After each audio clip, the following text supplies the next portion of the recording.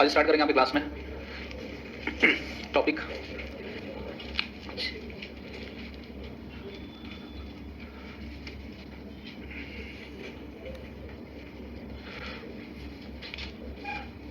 Adverb. Adverb एक बड़ा interesting topic है, बातचीत बंद करेंगे।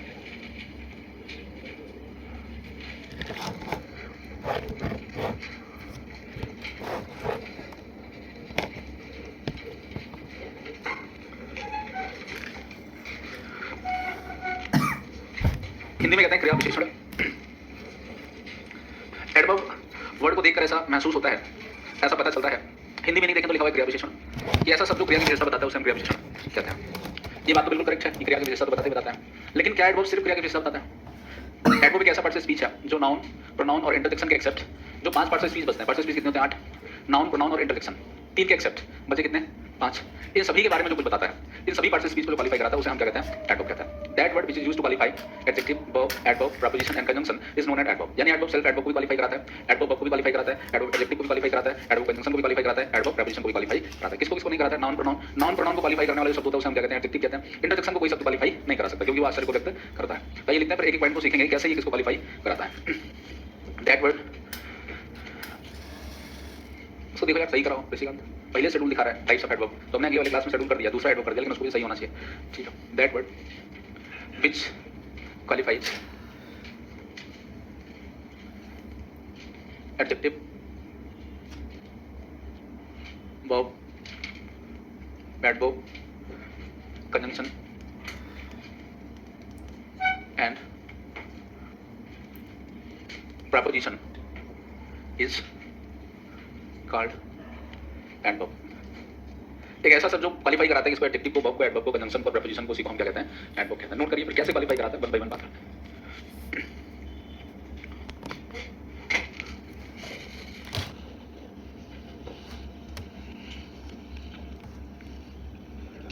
हाँ, एडवर्ब एडवर्ब को बताते हैं आगे, है ना।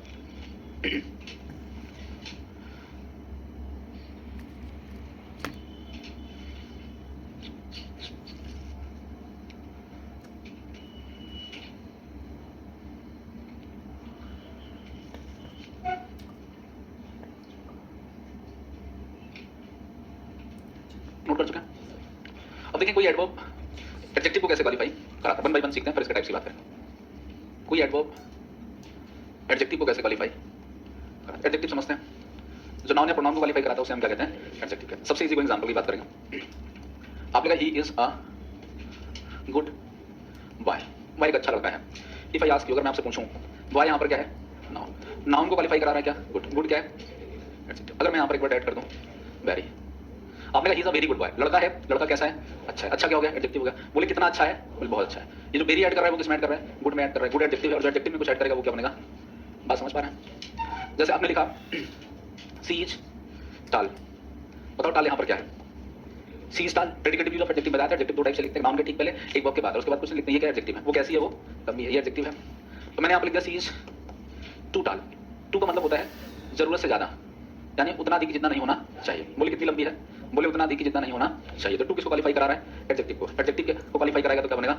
बात समझ गए? तो जो एडजेक्टिव को क्वालीफाई कराएगा वो हमेशा क्या होगा? एडवर्ब होगा। जैसे एक वर्ड और, इनफ का यूज बताया था क्या आपको? इनफ जब एडजेक्टिव पढ़ा रहे थे तो बताया था इनफ के बाद, इनफ के पहले हमेशा पॉजिटिव डिग्री के एडजेक्टिव का यूज किया था, बताया था मैंने। जैसे आपने लिखा ही इज इंटेलिजेंट, बताया था एग्जाम्पल, एडजेक्टिव में देखेंगे लिखा होगा he is intelligent enough to pass this test. Adjective में सेम एग्जांपल लिखा होगा, मुझे याद है। मैंने आपसे पूछा ये इंटेलिजेंट कौन सा पार्ट से स्पीच है? भाई बताओ, एडजेक्टिव है ना। बोले वो कैसा? बोले इंटेलिजेंट। बोले कितना इंटेलिजेंट? बोले पर्याप्त। इनफ यहाँ पर क्या है आपका? तो एडजेक्टिव को क्वालीफाई कराएगा तो क्या बनेगा? एडवर्ब। तो किसी पॉइंट ऑफ व्यू से एडजेक्टिव को क्वालीफाई करने वाला हमेशा क्या बनता है? नोट कर लीजिए। नहीं, इंटेलिजेंट इनफ यूजर ने बताया था जब एडजेक्टिव पढ़ रहे थे, तो डिग्री में बताया था। जब एडवर्ब बनेगा तो एडजेक्टिव एडवर्ब के बाद आएगा, जब एडजेक्टिव बनेगा तो फिर नाउन के पहले। जैसे आपने आई हैव इनफ वाटर, तो जब एडजेक्टिव बनेगा तो नाउन के पहले आएगा, और जब एडवर्ब बनेगा तो एडजेक्टिव एडवर्ब के बाद आएगा।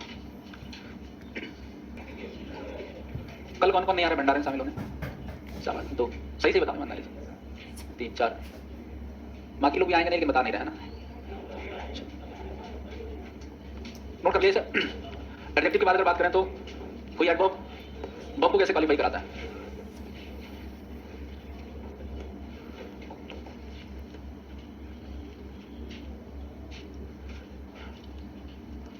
जैसे आपने लिखा ही रन्स फास्ट,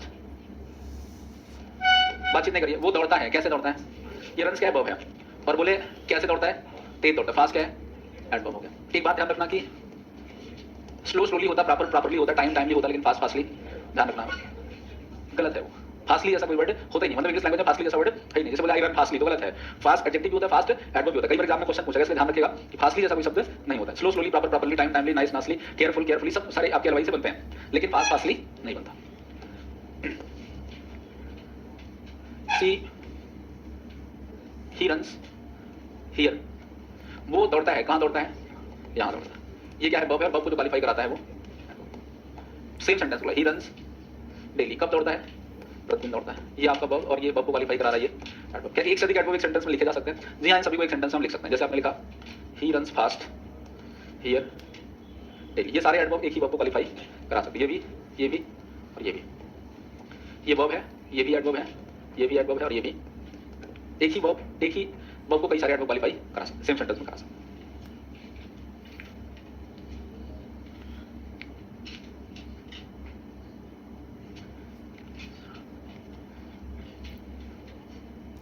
मैच खेलने की, मैच है कल मैच है, नहीं होगा कल मैच है ना, मैच है मेरी तो कल क्लास लगी, हम तो कल ही मैच, स्टूडेंट्स के अलाउड है नहीं आना। कौन डी सर बोले स्टूडेंट्स आएंगे, क्यों स्टूडेंट मजे लेगा, फिर बाद में ये धनंजय सर गिर पड़े, दौड़ नहीं पा रहे, क्लास में बकवाल बनाते, ये मटको को देखो को बोलते हैं, ऐसे टीचर स्टूडेंट। मेरा मैच तो कल सुबह 9 बजे से 9 से 12 कल बड़ी। रुबेन सर ने कल मुझसे कहा, रुबेन सर को जानते होंगे आप लोग, नहीं जानते रुबेन सर को, वो कैटरीना कैफ जैसे बाल हैं उनके, नहीं पहचानता उनको, तब यार बेकार है। तो कल मुझसे मिले, क्या सर मैच में आना है, तो हमने कहा यार हम तो क्लास लेंगे, फिर थक जाएंगे, हम खेल कहाँ पाएंगे। बोले सर आप सीनियर फैकल्टी आइएगा, ताली बजाइएगा। हम उनको ध्यान से देखे, हम क्या ताली बजाएंगे, अरे सर आप सीनियर फैकल्टी हैं, भाई साहब आधार कार्ड देख लो, तालियां नहीं बजाते हैं, गलत बात है कि नहीं बताओ। कहने नहीं, आपको सीनियर फैकल्टी ये बात मान लीजिए, सीनियर फैकल्टी तो ताली बजाएंगे, कहो ताली बजाएंगे हम, देते तो हम किसी कुछ नहीं है, देखिए बस हमको दिया, हम ले कार रख के चले गए, है ना, देखते हैं जो होता है। उसमें होगा क्या, जैसे दौड़ेंगे हम, दौड़ पाएंगे नहीं, अब थोड़ा उम्र हो गई है, तो फिर पता लगा दौड़ नहीं पा रहा था, मैं थोड़ा सा होता है भाई, मैं तो डिग्निटी बहुत है, समझ रहा है, पता लगा उसमें सब निकाल लिए, अब पूरी खिलाओ चाहे ना खिलाओ, बात तो तमीज से करना, 12 साल को ऐसे बोला नहीं है ना, इसलिए नहीं खेलेंगे, क्यों, यही होता है ना। अच्छा हर टीचर एक दूसरे एकदम ताड़ा रहता है, इसको दरिया आज मैथ में जरूर, कुछ टीचर मुझसे बहुत खींचे, मजे बहुत लेता हूँ, है ना, रीजनिंग वाले, मैथ वाले, इसलिए मैं नहीं जाऊँगा, मुझे पता है सभी कोचिंग वाले देख लेंगे, उत्तर टीचर को भागने लग जाएंगे, कहते हैं प्रपोजिशन सेंटेंस हो गया। चलिए थोड़ा पहले ट्रेन, चलिए वैसे बोलेंगे नहीं बोलेंगे, तो अगर मैं आपसे पूछूं यहाँ पर बिफोर क्या है, हो गया, नोट कर लिया। अब देखिए जरा, कोई मैंने आपसे कहा कि ऐसा सब जो एडजेक्टिव को क्वालिफाई कराता है, एडवर्ब को क्वालिफाई कराता है, वर्ब को क्वालिफाई कराता है, कंजंक्शन को क्वालिफाई कराता है, एडवर्ब सेल को क्वालिफाई कराता है, प्रीपोजिशन को क्वालिफाई कराता है। अब जरा देखिए कंजंक्शन को भी एडवर्ब कैसे क्वालिफाई कराता है। कंजंक्शन मींस क्या होता है, संयोजक, जो दो क्लासेस को, दो सेंटेंसेस को, दो टर्म्स को जोड़ने का काम करता है, उसे हम क्या कहते हैं, कंजंक्शन कहते हैं। सेंटेंस मैंने यहाँ पर लिखा, एक ऐसा सेंटेंस जो आपको पहले से पता था, ट्रेन हैड गॉन, टेंस से पढ़ा था ना आपने, before I reached the station, मेरे स्टेशन पहुंचने से पहले ट्रेन जा चुकी थी। अगर मैं आपसे पूछूं यहाँ पर बिफोर क्या है, this type of part speech is before, एक क्लास ये है, क्लास ये है, दोनों क्लास को जोड़ने का काम कर रहा है बिफोर, यहाँ पर क्या हो जाएगा, कंजंक्शन हो जाएगा। तो ये है आपका कंजंक्शन। ये सेंटेंस आपका बोलते हैं जब आप स्टेशन जा रहे होते हो और आपके पहुंचने से पहले ट्रेन चली जाती है ना, तभी तो बोलेंगे मेरे स्टेशन पहुंचने से पहले, आप पहुंच गए ट्रेन पकड़ ली तभी बोलेंगे, नहीं बोलेंगे। अब मान लीजिए ऐसा भाई कि आप स्टेशन पहुंच चुके थे, एकदम स्टेशन की सीढ़ियों पर थे और ट्रेन आपके सामने से निकल गई, तो फिर क्या बोलेंगे, तब ये बोलेंगे, तब पहले कहाँ ट्रेन चली गई, तो आप ये बोलेंगे मेरे स्टेशन पहुंचने के ठीक पहले ट्रेन चली गई, थोड़ा पहले ट्रेन चली गई, आप पहुंचे थोड़ी थे, पहुंचने से पहले चली गई, आप स्टेशन नहीं पहुंचे, आप स्टेशन की सीढ़ियों पर पहुंचे हैं, तो आप क्या बोलेंगे, मेरे स्टेशन पहुंचने के ठीक पहले ट्रेन चली गई, थोड़ा पहले ट्रेन चली, वैसे बोलेंगे नहीं बोलेंगे। तो अब अगर हम यहाँ पर लगा दें क्या, just before I reach the station, मेरे स्टेशन पहुंचने से ठीक पहले, कितना पहले, ठीक पहले, तो ये जस्ट ऐड कर रहा है, किसमें ऐड कर रहा है, कंजंक्शन में ऐड कर रहा है, और कंजंक्शन में जो कुछ ऐड करता है वो क्या बनता है, समझ गया। अरे बोलिए जरा, मेरी आवाज नहीं पहुंच रही क्या, नोट करिए, बात करेंगे प्रीपोजिशन को कैसे क्वालिफाई करना।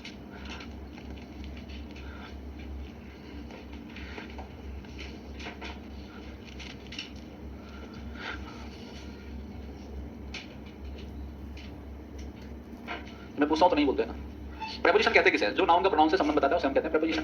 सेंटेंस मैंने लिखा अ प्लेन फ्लू, एक प्लेन उड़ी ओवर माई हाउस। अब बताइए यहाँ पर माई प्रेपोजिशन है ना, यहाँ पर प्रेपोजिशन कौन सा शब्द है? प्रेपोजिशन कौन सा शब्द है? ओवर प्रेपोजिशन है ना? कंफर्म करके बताओ, सभी 12th पास हो ना? कंफर्म होना, पास हो? तो प्लेन फ्लू, एक प्लेन उड़ी कहां पर? मेरे घर के ऊपर से। कभी कभी आपको प्लेन वगैरह उड़ती है तो ऐसा लगता है हमारे छत पे लैंड कर गई है, बहुत पास से उड़ रही है, बच्चे दौड़ते हैं देखने के लिए, है ना? होते नहीं होता, आवाज बहुत तेज आती है। तो कब? कभी कभी तब जब प्लेन बहुत नजदीक से उड़ती है, घर के बहुत पास से उड़ती है, एकदम ऊपर से उड़ती है ना? तो अगर आप ये बोले plane flew over my house, मेरे घर के ऊपर से उड़ी, ज्यादा आवाज कब होगी? जब नजदीक ऊपर से उड़ेगी, ठीक ऊपर से उड़ेगी। अगर इसमें बैठ कर exactly over my house, nearly over my house, just over my house, तो यहाँ पर किसको क्वालिफाई करा रहा है? ओवर को क्वालिफाई करा रहा है। ओवर प्रेपोजिशन और प्रेपोजिशन को क्वालिफाई करेगा, क्या बन जाएगा? अगर मैं यहाँ पर एक्जैक्टली कर दूं या नियरली कर दूं, एग्जैक्टली कितना ऊपर? ठीक ऊपर। तो ये ओवर प्रेपोजिशन और प्रेपोजिशन को जो क्वालिफाई कराएगा वो क्या बनेगा? तो हम देख सकते हैं एक ऐसा शब्द जो किसी एडजेक्टिव को, वर्ब को, एडवर्ब को, प्रेपोजिशन को, कंजंक्शन को क्वालिफाई कराता है, उसी को हम क्या कहते हैं? एडवर्ब कहते हैं। 3 वर्ड्स को क्वालिफाई नहीं कराता, किसको? किसको? नाउन प्रोनाउन और इंटरजेक्शन को। नाउन प्रोनाउन को क्वालिफाई करने वाला एडजेक्टिव होता है और इंटरजेक्शन को कोई क्वालिफाई नहीं करा सकता। नोट कर लीजिए, होता है। या प्रेपोजिशन कितने टाइप होते हैं स्टूडेंट नहीं बता पाता है, उसका रीजन होता है कि ये लास्ट के टॉपिक्स होते हैं, इसमें टीचर को उतना इंटरेस्ट नहीं होता, टीचर रूल लिखा के खत्म कर देता है और स्टूडेंट भी सोचता है किसी तरीके से सिलेबस समाप्त हो जाए। लेकिन एग्जाम में कहीं पर ऐसा डिफाइन नहीं होता कि स्टार्टिंग के टॉपिक से पूछेंगे, लास्ट के टॉपिक से नहीं पूछेंगे। क्वेश्चन सारे टॉपिक से बनते हैं, इसलिए हर पॉइंट को उतना ही ध्यान से पढ़ना जितने ध्यान से पहले स्टार्टिंग के टॉपिक को पढ़ा था। तो काइंड्स ऑफ एडवर्ब की बात करें तो सबसे पहले टाइप आपका होता है एडवर्ब मैनर। एडवर्ब मैनर कहते हैं रीति सूचक क्रिया विशेषण। पहला टाइप है adverb manner.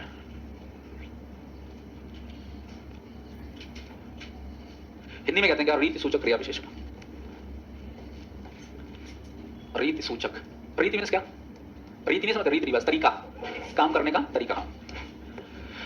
That adverb which refers manner of action, that adverb which refers manner of action, ऐसा adverb जो क्रिया करने के तरीके को बताता है, क्रिया कैसे हुई, उसे क्या बोलते हैं? adverb manner कहते हैं। हिंदी में बता देते हैं, क्वेश्चन पूछ के आप पहचान लेंगे। कैसे पहचान लेंगे? किसी सेंटेंस में पूछा जाए क्रिया, क्रिया समझते हैं, verb, क्रिया कैसे हो रही है, क्रिया कैसे हो रही है, इसका जो भी आंसर देता है उसे क्या कहते हैं? adverb of manner कहा जाता है।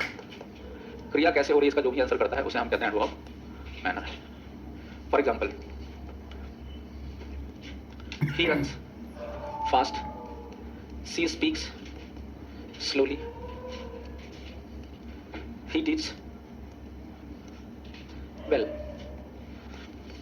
बोले वो कैसे दौड़ता है? बोले फास्ट दौड़ता है, क्या बन गया? Adverb manner. बोले बोलती है कैसे? बोलती है स्लोली बोलती है, धीमे धीमे बोलती है, क्या हो गया? Adverb manner. बोले वो कैसे पढ़ाते? बोले अच्छा पढ़ाते, ठीक ढंग से पढ़ाते, क्या बन गया? Adverb manner. यानी जो किसी वर्ब में कैसे का क्वेश्चन पूछ लेगा उसी को हम क्या बोलेंगे? एडवर्ब मैनर बोलेंगे। नोट कर लीजिए, जो कैसे का आंसर देगा उसी को हम क्या बोलते हैं? मैनर बोलते हैं।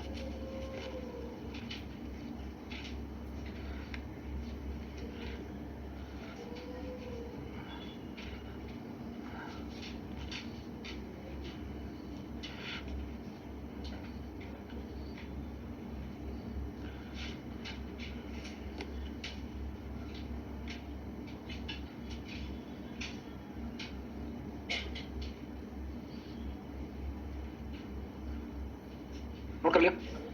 नेक्स्ट आपका adverb of place. Adverb place, adverb place किसे कहेंगे? That adverb which refers place of action, जो क्रिया के स्थान को बताता है उसे एडवर्ब प्लेस कहा जाता है। आइए देखना, next one is adverb place.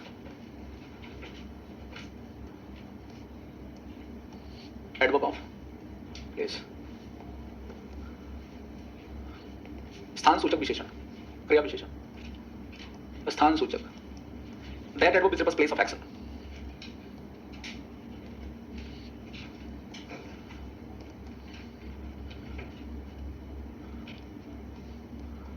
जो क्रिया के स्थान को बताता है उसे कहते हैं एडवर्ब प्लेस। क्वेश्चन नहीं पूछ सकते हैं क्रिया कहां हो रही है, इसका जो भी आंसर देता है उसे एडवर्ब प्लेस कहा जाता है। क्रिया कहां हो रही है उसे क्या कहते हैं? प्लेस कहते हैं। फॉर एग्जाम्पल, बोले ही रन्स, वो दौड़ता है, कहां दौड़ता है? हियर, वो यहां दौड़ता है। सी टीच, वो पढ़ाती हैं, कहां पढ़ाती हैं? वहां पढ़ाती हैं, देयर। हाँ बताते, दौड़ता है, कहां दौड़ता है? यहां दौड़ता है। कहां पढ़ाती है? वहां पढ़ाती है। Adverb manner. बोले मैं रहता हूं या रहती हूं, आई लिव, कहां रहते हैं बताइए? इन, कहां? प्रयागराज। अभी तो प्रयागराज में है ना। अंडमान से कौन है? अंडमान से कौन है? अंडमान से खड़े हो। अंडमान तो बहुत दूर है यार, वही सोचता हूँ। दिल्ली से भी स्टूडेंट आते हैं प्रयागराज पढ़ने, गुड़गांव से भी आते हैं। साउथ इंडिया वाले प्रयागराज में कम मिलेंगे, साउथ इंडिया में कम है, इसलिए पूछ रहे हैं। नॉर्थ इंडिया में, साउथ इंडिया में नहीं। आई लिव इन प्रयागराज, मेरी बात को ध्यान से सुनेगा। जैसे आपने कहा आई लाइक प्रयागराज, मैं प्रयागराज को पसंद करता हूँ। Prayagraj is a holy city, Prayagraj एक पवित्र शहर है। यहाँ पर आप लिखें, बातचीत नहीं करें, ध्यान से समझिएगा। यहाँ पर आप करें मैं प्रयागराज को पसंद करता हूँ। मैं क्या पसंद करता हूँ? प्रयागराज। प्रयागराज एक सिटी का नाम है, और नाम है तो क्या है? एक्जैक्टली नाउन है। लेकिन नाउन कब होगा? जब सब्जेक्ट ऑब्जेक्ट बनेगा तब होगा। यहाँ पर आप देखें लिखा है लिव इन प्रयागराज। प्रयागराज अपने आप में नाउन है और इन क्या है? प्रेपोजिशन है। यहाँ पर आंसर किसका दे रहा है? क्या का? मैं पसंद करता हूँ, क्या पसंद करता हूँ? प्रयागराज। लेकिन आप लिखते सी मेट मी इन प्रयागराज, वो मुझसे प्रयागराज में मिली। अरे वही सी मेट मी इन प्रयागराज। अब देखो ये जो इन प्रयागराज है वो क्या हो गया? कहाँ मिली, है ना? मैं रहता हूँ, कहाँ रहता हूँ? प्रयागराज में रहता हूँ। यानी जब किसी नाउन के साथ कोई प्रेपोजिशन जुड़ जाए तो इसका मतलब अब वो नाउन तो था ही, ये प्रेपोजिशन प्लस नाउन मिला के क्या बन गया? Adverbial phrase. एडवर्ब नहीं बन गया। एडवर्ब तो होता तो एक ही वर्ड होता। एडवर्ब तो एक पार्ट्स ऑफ स्पीच है और इसमें दो पार्ट्स ऑफ स्पीच है, एक इन है जो प्रेपोजिशन और एक प्रयागराज है। क्या है ये नाउन है। दोनों को मिला के क्या बन गया? Adverbial phrase. फ्रेज मींस क्या होता है? वाक्यांश, है ना? यानी एक से अधिक शब्दों से मिलकर बनता है। वाक्यांश किसे कहते हैं? अ ग्रुप ऑफ वर्ड्स पीछे है some sense but not complete sense is called phrase. उसी को कहते हैं। देखो इन और प्रयागराज मिलकर कुछ तो सेंस दे रहा है लेकिन पूरा सेंस दे रहा नहीं दे रहा, क्या हो गया? फ्रेज बन गया। कैसा फ्रेज? एडवर्ब का फ्रेज। कैसा adverbial phrase? Adverbial phrase of place. क्योंकि किसको बता रहा था? प्लेस को। तो जब प्रेपोजिशन प्लस कोई नाउन होगा तो क्या बोलेंगे? Adverbial phrase. प्लेस को बता रहा हो तो adverbial phrase of place, time को बता रहा हो तो adverbial phrase of time. Note कर लीजिए। ये कुछ टेक्निकल बातें हैं, छोटी छोटी बातें हैं।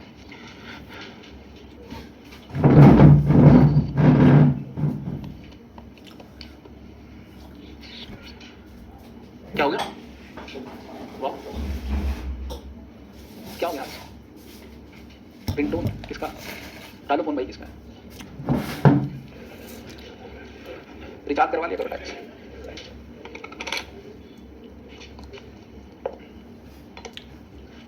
हो गया? नोट कर चुके हैं? एडवर्ब क्या हो गया? टाइम। एडवर्ब प्लेस हो गया। एडवर्ब टाइम की बात करें, नोट कर चुके हैं ना? एडवर्ब टाइम जो होता है, adverb is refers time of action, जो क्रिया के समय को बताता है। यार इसी का ठंडी है नहीं पड़ रही है, गर्मी लगना है, एसी मत चला। क्या मतलब बिल जाएगा? अभी ठंडी पड़ नहीं रही है ना, मजा नहीं आ रहा। आज सुबह देखे थोड़ा सा कोहरा था, इधर आया एकदम कोहरे नहीं, तो सिटी साइड एकदम अंदर कोहरे नहीं है। हमारे साइड रहता है, मोहम्मद किनारे रहता है ना, तो हमारे साइड रहता है। हमारा मोहल्ला कुंभ क्षेत्र में आता है, वहां कोहरा रहता है। Adverb time.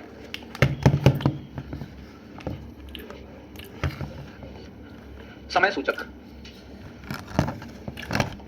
समय सूचक क्रिया विशेषण। That adverb is the time of action.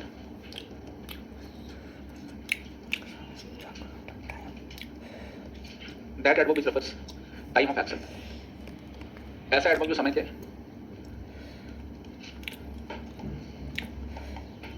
क्रिया के समय को बताता है। क्रिया कब हो रही है? क्रिया हाँ कब हो रही है, इस समय पर बात हुई है ना। समय बोल दिया, कब बोल दिया ना। क्रिया कब हो रही है, इसका जो आंसर देगा उसे क्या बोलेंगे? Adverb time.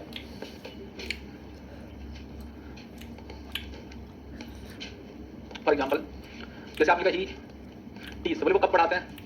बोले डेली। आई सा हर, मैंने उसे देखा। कब देखा? कल देखा। सी रन्स, वो दौड़ती है। कब? इन द मॉर्निंग, ऑन संडे, कुछ भी इन द मॉर्निंग। हाँ टाइम डेट कुछ भी टाइम के सेंस में दिया है। जैसे आपने कहा ही टीच डेली, वो कब पढ़ाते हैं? प्रतिदिन पढ़ाते हैं। ही आई सा हर कब देखा? स्टडी कल देखा, एक वर्ड में बता दिया। आपने कहा सी रन्स, वो दौड़ती है। कब? On day, at first of on the first of January, in the morning. सिर्फ मॉर्निंग बोल, आपसे बोलोगे आई लाइक मॉर्निंग, मुझे सुबह पसंद है। तो morning is a good time for exercise, सुबह एक अच्छा समय एक्सरसाइज के लिए। तो मॉर्निंग वहां पर क्या बन रहा है? नाउन बन रहा है। एक समय का नाम होता है मॉर्निंग ना, तो क्या बन रहा है? नाउन बन रहा है। लेकिन अगर यहाँ पर हम देखें तो इन या position plus article plus noun, एक से अधिक शब्द हो गए। बता क्या रहा है? क्रिया कब हो रही है? बोले वो दौड़ती है। कब दौड़ती है? सुबह दौड़ती है। दैट मींस एक से अधिक शब्द हो गए। बता किसको रहे? एडवर्ब को बता रहे थे। एक से अधिक शब्द एडवर्ब होगा नहीं, क्या बनेगा? Adverbial phrase of time. समझ गए? एक से अधिक शब्द मिलकर के जो एडवर्ब को रेफर करेंगे तो उसे क्या बोलेंगे? Adverbial phrase. और किसको बता रहे हैं? टाइम को बता रहे थे, एडवर्बियल फ्रेज ऑफ। बात समझ गए?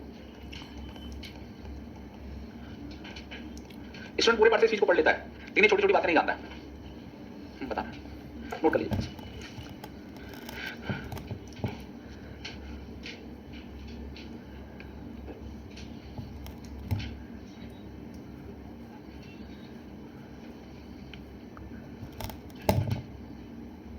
नोट कर लिया? हाँ, क्या क्वेश्चन है आपका? सुनाई नहीं पड़ रहा है। पोटैटो इज नॉट, दीजिए फोन, दीजिए फोन दीजिए। एडवर्ब है ना, एक नोट से दो।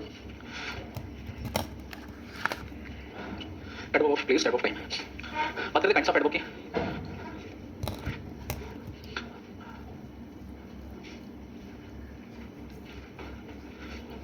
बातचीत बंद करेंगे। बात करते हैं काइंड्स ऑफ एडवर्ब की। काइंड्स ऑफ एडवर्ब में adverb manner, adverb place, adverb time, तीन टाइप्स हम लोगों ने करे थे। नेक्स्ट टाइप की बात करेंगे एडवर्ब फ्रीक्वेंसी।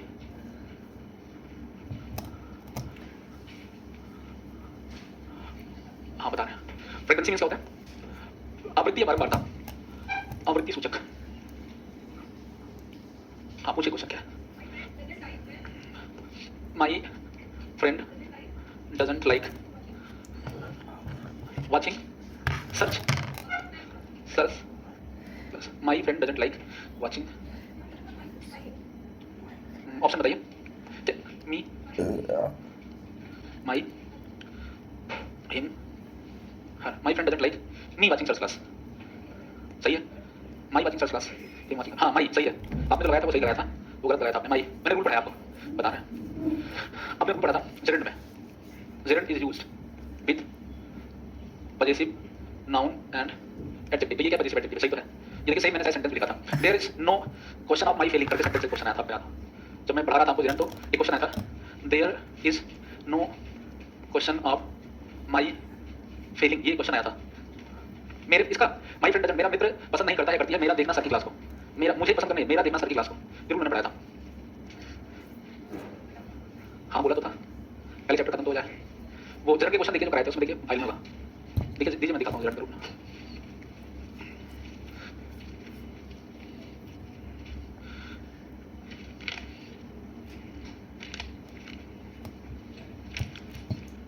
ये देखिए सेंटेंस लिखा, ये देखिए gerund used with possessive noun possessive adjective. देखिए जेरेंड में लिखा हुआ, दिखा दीजिए पीछे नोट्स को पढ़िए, नोट्स में सब कुछ लिखा हुआ है। सबसे नीचे वाला रूल देखिए, सबसे नीचे जो लिखा हुआ है, मिल गया? नहीं मिला? हाँ बोलिए बोलिए, हाँ बोलिए बोलिए। द कार, और आगे which richa what runs on their, runs on के साथ सही तो है। ऑप्शन क्या दिया? which,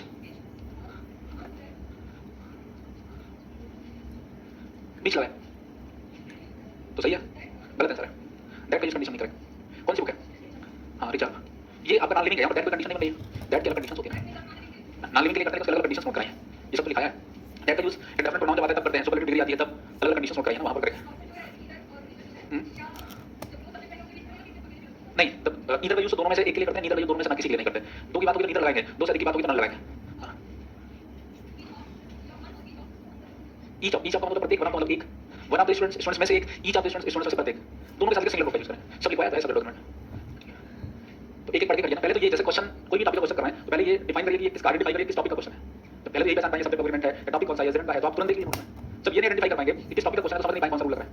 और ये एक दिन का प्रोसेस नहीं होता है, इसलिए मैं कहता हूं टॉपिक वाइज क्वेश्चन की जितनी ज्यादा प्रैक्टिस होगी उतना अच्छा पहचान पाएंगे किस टॉपिक का क्वेश्चन है। और जब टॉपिक को ये टॉपिक पहचान ले तो तुरंत समझ जाते हैं ये वाला ये वाला क्वेश्चन है। तो दैट लगाएंगे रिलेटिव नाउन, हां लिखवाया रिलेटिव नाउन, दैट देखिए लिखा है नोट्स में क्या है क्वेश्चन बताइए। यही पूरे ग्रामर में रूल होता है, एक लिविंग दूसरा नॉन लिविंग, तो दैट दोनों के गार्डिंग। जैसे एंड से जुड़े हुए ना, एंड से जुड़े हुए दोनों तो दोनों गार्डिंग लगे। जैसे आपने कहा नहीं वो इधर आप इधर ना रहे जुड़े किससे हैं तो दोनों के गार्डिंग प्लूरल हो गया। अरे एंड से जुड़े हुए चाहे सिंगल या प्लूरल प्लूरल हो जाएगा। इधर आप इधर ना से जुड़े तो बाद वाले गार्डिंग होगा, with along with as well as together with addition to इन सबके साथ होगा तो पहले वाले गार्डिंग होगा। सब लिखा है। आप जितने बुक्स पढ़ते हो जो भी क्वेश्चन करते हो उसका सारा कंक्लूजन आपके नोट्स में है। कुछ भी ऐसा नहीं होता मैंने नहीं पढ़ाया। आप क्वेश्चन बताएंगे बता दूंगा आपको मिल जाए, सब कुछ लिखा है। कोई ऐसा कोई नहीं सकता तो मैंने ना लिखा हो, अगर नहीं लिखा होगा तो हो सकता है गलती से छूट गया, उसको मुझे बताइए मैं तुरंत लिख पाऊं।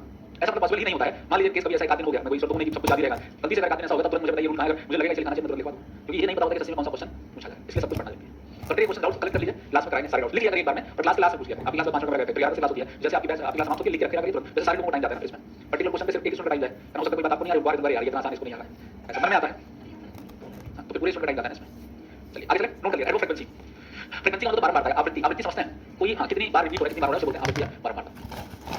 That adverb frequency which frequency of action, that adverb is frequency of action। क्रिया कितनी बार हो रही है, क्रिया कितनी बार हो रही है, इसका जो आंसर देखो फ्रीक्वेंसी का है।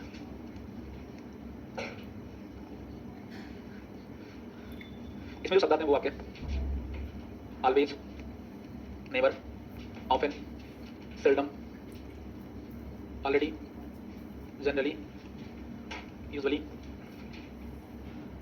एक्सेट्रा, ये टर्म्स आपके आते हैं। अभी सीक्वेंस बताएंगे यूज ना करना। ही always helps the poor,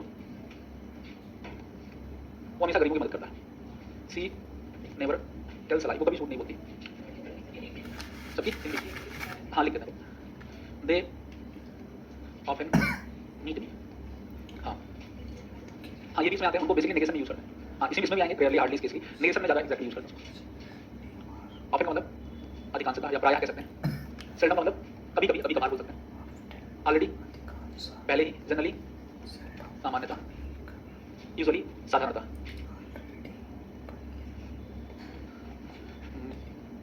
same word meaning में थोड़ा सा डिफरेंस ये है। सामान्यतः मतलब जैसे आपने कहा ही जनरली रेस्पेक्ट हिज एल्डर्स, वो सामान्यतः अपने एल्डर्स की का सम्मान करता है। ही यूजुअली कम्स लेट, वो साधारणतः लेट आता है। ये बेसिकली एक्शन को रेफर करेगा और ये किसी एब्स्ट्रैक्ट टर्म को रेफर करेगा। जैसे आपने कहा वो सामान्यतः, जैसे आपने वो सामान्यतः ठंडे पानी से नहाता है। ही जनरली बास विद कोल्ड वाटर, ये क्या हो गया, सामान्यतः हो गया। वो साधारणतः मार्केट में दिखता है। साधारणतः उसका जो दिखना है वो साधारण होता है उस सेंस में। He usually goes to market daily, हाँ सही है, हाँ हाँ हाँ दोनों का मतलब वही है, लगभग वही।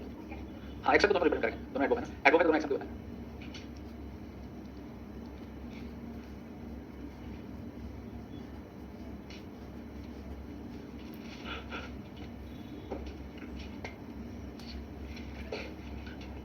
हाँ बहुत है, आप लोग नहीं आते, सभी आते हैं, बहुत बढ़िया ना। मैच में गया था, बारिश होने लगी तो मैं चला गया। मैच वनडे की टीम जीती थी, दो मैच हुए थे वनडे और सिविल में हुए थे। सिविल की टीम वनडे वाले जाते हैं, वो मैच जीत गया। क्यों तो नहीं थे, वनडे वाले जीत गए। नोट कर लिया। मैच में गए थे, हमसे कहा कि खेलिए, हमने कहा फ्री में कोई काम नहीं करते, कई कमेंट्री करने में पैसा चाहिए। आधे घंटे गए थे और ये बताने गए तो संडे क्लास लगाई, बच्चे पढ़ने आए थे। मेरे बच्चे कई बार कह रहे थे बच्चे आएंगे, इंटेंसिटी या क्वांटिटी कहते हैं। नेक्स्ट टाइप कौन सा है, ठीक है ना। एडवर्ब ऑफ, देखिए इसके तीन नाम बन सकते हैं। डिग्री, इंटेंसिटी का मतलब तीव्रता होता है, इंटेंसिटी या इसी कहते हैं क्वांटिटी। क्वांटिटी समझते हैं, मात्रा। डिग्री, इंटेंसिटी या quantity. That adverb which refers quantity, जो मात्रा को बताता है, जो मात्रा को बताते हैं उसे हम क्या कहते हैं, एडवर्ब। डिग्री या क्वांटिटी, इंटेंसिटी कहते हैं। वर्ड्स तो आपके आते हैं, very, so, much, too, enough, etcetera, ये वर्ड आपके इसके अंदर बताते हैं। फॉर एग्जांपल जैसे आपने कहा he is a very good student, she runs so fast. हाँ अभी लास्ट में करेंगे, पहले ये तो काइंड पढ़ लीजिए। He was much tired, you are, जैसे आपने कहा यू आर टू इंटेलिजेंट, बताओ ये सही है क्यों, ये हाँ क्या होना चाहिए यहाँ पर, सो इंटेलिजेंट, टू लगाना क्या है, गलत है। ही रन्स टू फास्ट, सही है, टू फास्ट करना, उतना अधिक जितना नहीं दौड़ना चाहिए, मतलब जरूर से ज़्यादा तेज दौड़ना है। यू आर टू इंटेलिजेंट, आप उतने अधिक बुद्धिमान जितना नहीं होना चाहिए, मतलब कितना होना चाहिए इसकी लिमिट नहीं है। आप इसके यूज बताएं, नहीं टू नेगेटिव है, हाँ सो मच। जैसे आपने कहा यू आर टू इंटेलिजेंट, इसका मतलब क्या, आप उतने अधिक, आप जरूरत से ज़्यादा बुद्धिमान है, तो जरूरत कितना बुद्धिमान होने की होती है, हाँ वही तो बोलना है, गलत है। जैसे आपने कहा ही टू लेजी, तो ये क्या हो गया, सही है, वो ही टू लेजी, सही होगा, अभी यूज होता है। जरूरत से कितना आलसी होना चाहिए, कितनी जरूरत होती है, कितना आलसी होना चाहिए, हाँ तो गलत है, वहाँ गलत है। कितना लेजी होना चाहिए, इसका मतलब उतना अधिक जितना नहीं होना चाहिए, जरूरत से ज़्यादा, तो जरूरत कितना लेजी होने की होती है, जरूरत है ही नहीं लेजी होने की। जैसे आपने कहा सी इज टू पुलिस, हाँ टू पुलिस, सही है, वो उतना अधिक मोटे जितना नहीं होना, हाँ पुलिस कितना होना चाहिए, होने नहीं चाहिए, तो गलत। अभी यूजर बताएंगे, नोट कर लीजिए पहले से, अभी बताते हैं। ही रन्स टू फास्ट, उतना अधिक तेज दौड़ता है जितना नहीं दौड़ना चाहिए, दौड़ने की लिमिट होती है, हाँ नोट कर लिया।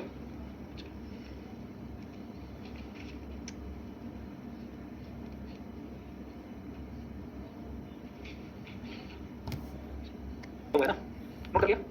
फ्रीक्वेंसी क्या हो गया, क्वांटिटी है ना। इसके बाद एडवर्ब रीजन और काज, टाइप नंबर 6 है ना।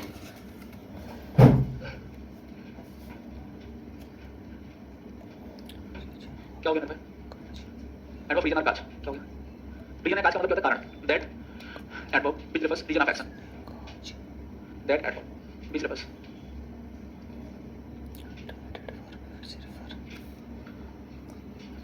रीजन और काज ऑफ एक्शन, जो क्रिया के कारण को दर्शाता है उसे बोलते हैं एडवर्ब रीजन ऑफ एक्शन। इसमें वर्ड्स आपके हो जाते हैं, due to, owing to, consequently, hence, therefore, etc. कौन सा? नहीं, because conjunction है. The match was start.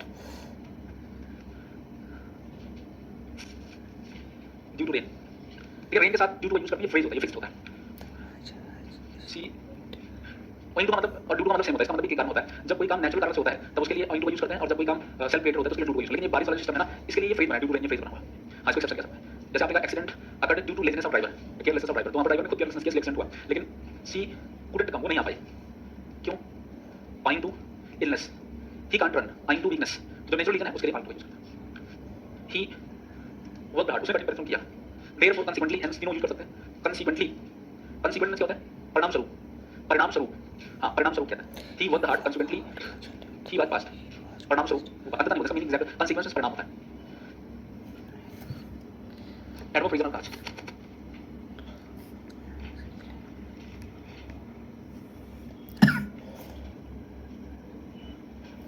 हाँ, ये लग गया, मुझे दिया करो. Interrogative adverb. When a question word is used to qualify verb, जब कोई क्वेश्चन वर्ड वर्ब को क्वालिफाई कराता है तो उसे इंट्रोगेटिव एडवर्ब कहते हैं. अब देखिए जरा इससे पहले देख लीजिए.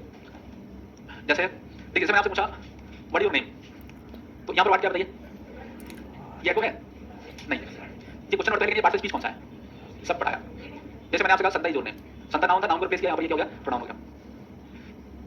विच टीचर हेल्प्स यू, यहाँ पर ये क्या टीचर नाउन है, विच क्या हो गया? इंट्रोगेटिव एडजेक्टिव हो गया. Where do you live? When did she come? Why will he phone you? अब देखिए यहाँ पे, अब ये यू क्या है? प्रोनाउन है, सब्जेक्ट है, डू क्या है? हेल्पिंग वर्ब है, लिव क्या है? वर्ब है. अब यहाँ पर वेयर क्या है? लिव को क्वालिफाई कर रहा है. रहते हो कहाँ? क्या कर रहा है? क्वेश्चन पूछ रहा है. ये क्या होगा? This is adverb. व्हेन क्या है? वाई क्या है? क्वालिफाई किसको करा रहा है? व्हेन कम, आए कब? वाई फोन मी, वाई फोन. तो ये किसको क्वालिफाई कर रहा है? Question word plus helping verb plus subject जब भी दिया मिलेगा. ये जितने भी टर्म्स आप जाते हैं, ये क्या होता है? इंट्रोगेटिव एडवर्ब होता है. पढ़ते सवाल होता है, लेकिन पार्ट ऑफ स्पीच नहीं पता होता है. बोले yes I can do it, पता यस क्या है? एडवर्ब है. बोले no I am not fine, not क्या है? एडवर्ब है. मैं ठीक नहीं हूँ, अभी बताता है. एडवर्ब है, बिल्कुल हो सकता है, कहीं हो सकता है. No I am not fine. Fine क्या है? एडजेक्टिव, एडजेक्टिव क्वालिफाई करेगा. एडवर्ब. नो मैं नहीं हूँ, क्या नहीं हूँ, ठीक नहीं, ये भी एडवर्ब है. इसे एडवर्ब अफर्मेशन नेगेशन कहते हैं. When a question word is used to qualify verb, लिखिएगा, दो टाइप और बचेगा. When a question word is used to qualify, इसे बोलते हैं इंट्रोगेटिव एडवर्ब. नोट कर लीजिए, दो टाइप और इसको कंप्लीट करते हैं. When a question word is used as conjunction in a sentence, type number 8 हो गया. When a question word is used as a conjunction, हाँ सॉरी एडवर्ब. सेम वही पैटर्न है. जब क्वेश्चन वाले वर्ड बीच में यूज किया जाता है तो रिलेटिव प्रोनाउन बन जाते थे, वैसे जब यहाँ पर क्वेश्चन वर्ड बीच में यूज किया जाता है तो रिलेटिव एडवर्ब बन जाता है. When a question word is used as conjunction, जब ये कंजंक्शन ग्रुप में यूज होता है, कंजंक्शन में क्या होता है? जोड़ने वाला. जैसे आपने कहा I know where you live, where you live, मैं जानता हूँ आप जहाँ रहते हो. She understood how he talked. They believe when they say. ये सारे क्वेश्चन वर्ड है. यूज कैसे हो रहा है? Conjunction group. ये क्या हो जाएगा? इंट्रोगेटिव सॉरी रिलेटिव एडवर्ब है. ये क्लास और है एडवर्ब नेगेशन. हाँ, वो वहाँ पर रिलेटिव प्रोनाउन है. व्हाट का सेंस रिलेटिव प्रोनाउन ग्रुप होता है. और अगर ये question word where how when ये जो होते हैं, who whose what which that, वो रिलेटिव आते हैं. ठीक है. व्हाट हमेशा प्रोनाउन को रिप्लेस करना. Noun adverb of affirmation and negation. Last type है, ये नोट कर लीजिए. That adverb refers affirmation and negation. किसी बात को स्वीकार करना है या मना करना, उसे अफर्मेशन एंड नेगेशन लगता है.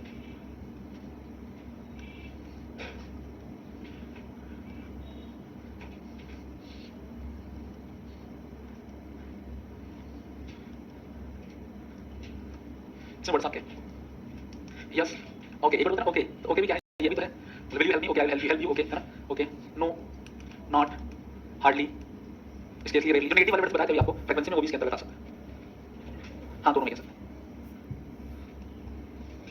मान लीजिए किसी एग्जाम में आपसे ये पूछा जाए कौन सा है, ऑप्शन में तो फ्रीक्वेंसी होगा या तो नेगेशन होगा, दोनों में से क्यों? Yes I am fine. Okay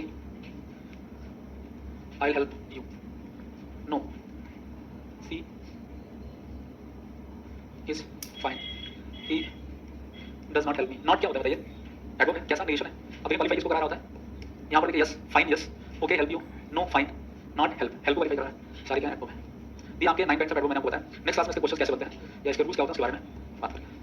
आप लोगों से बात मैंने कही थी, ये बात मैं फिर से आपसे बोल दे रहा हूँ कि आप लोग रिवीजन करना स्टार्ट कर दीजिए। नहीं तो टॉपिक बचा उसको कंप्लीट करने के बाद लास्ट में बचता है उसको पूछ लिया ना सभी नहीं है। टाइप्स ऑफ एडवर्ब है ना, लास्ट क्लास में हम लोगों ने रोज बोल जाते हो अरे लिखने पढ़ने वाला ये एक बात कर रहे थे टॉपिक एडवर्ब की, और एडवर्ब में हम लोगों ने लास्ट क्लास में टाइप्स ऑफ एडवर्ब पढ़े।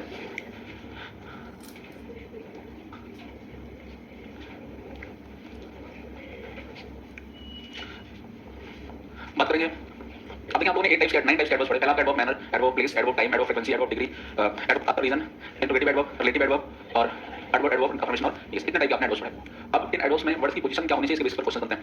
क्या किसी सेंटेंस में एक साथ एडवर्ब का प्रयोग किया जाता है? जी हां, किया जा सकता है। तो एक साथ एडवर्ब का यूज करके कौन सा एडवर्ब पहले रखा जाए, कौन सा बाद में रखा जाए, इसके बेसिस पर क्वेश्चन बनता है। सबसे पहले ऑर्डर ऑफ एडवर्ब या position of adverb. Position of adverbs, if more than one adverb is given in a sentence, then order should be if more than one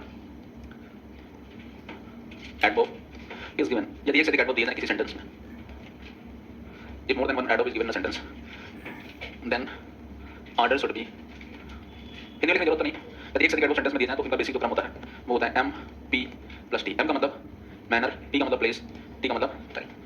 एक साथ एडवर्ब दिए जाएंगे तो उनका सीक्वेंस क्या बनता है? एम पी टी बनता है। फॉर एग्जाम्पल जैसे आपने लिखा he eats daily well here, 3 adverb लिख दिया मैंने। अब आप देखें यहाँ पर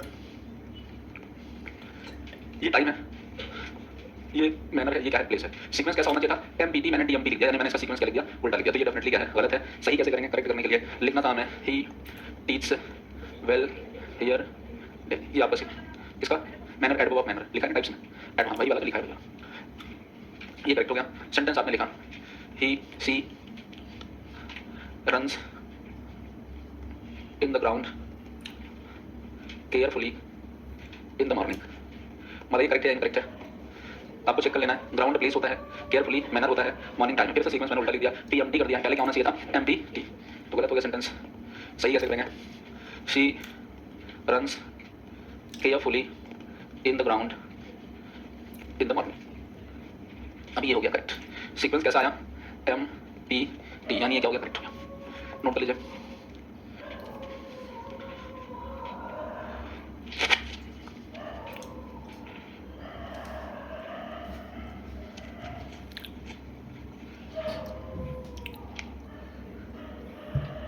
एम टी, टी का मतलब क्या?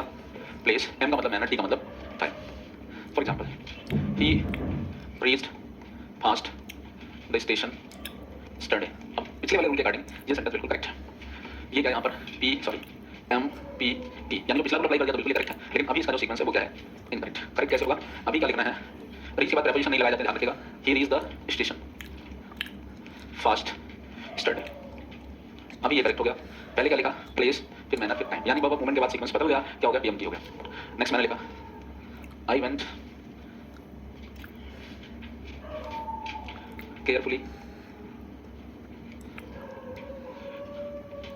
The last week to market. बताइए सही है क्या? ये गलत है। क्यों गलत है? मैनर आया, फिर टाइम आया, फिर ऐसा कैसा होना चाहिए था? पीएमटी होना चाहिए था।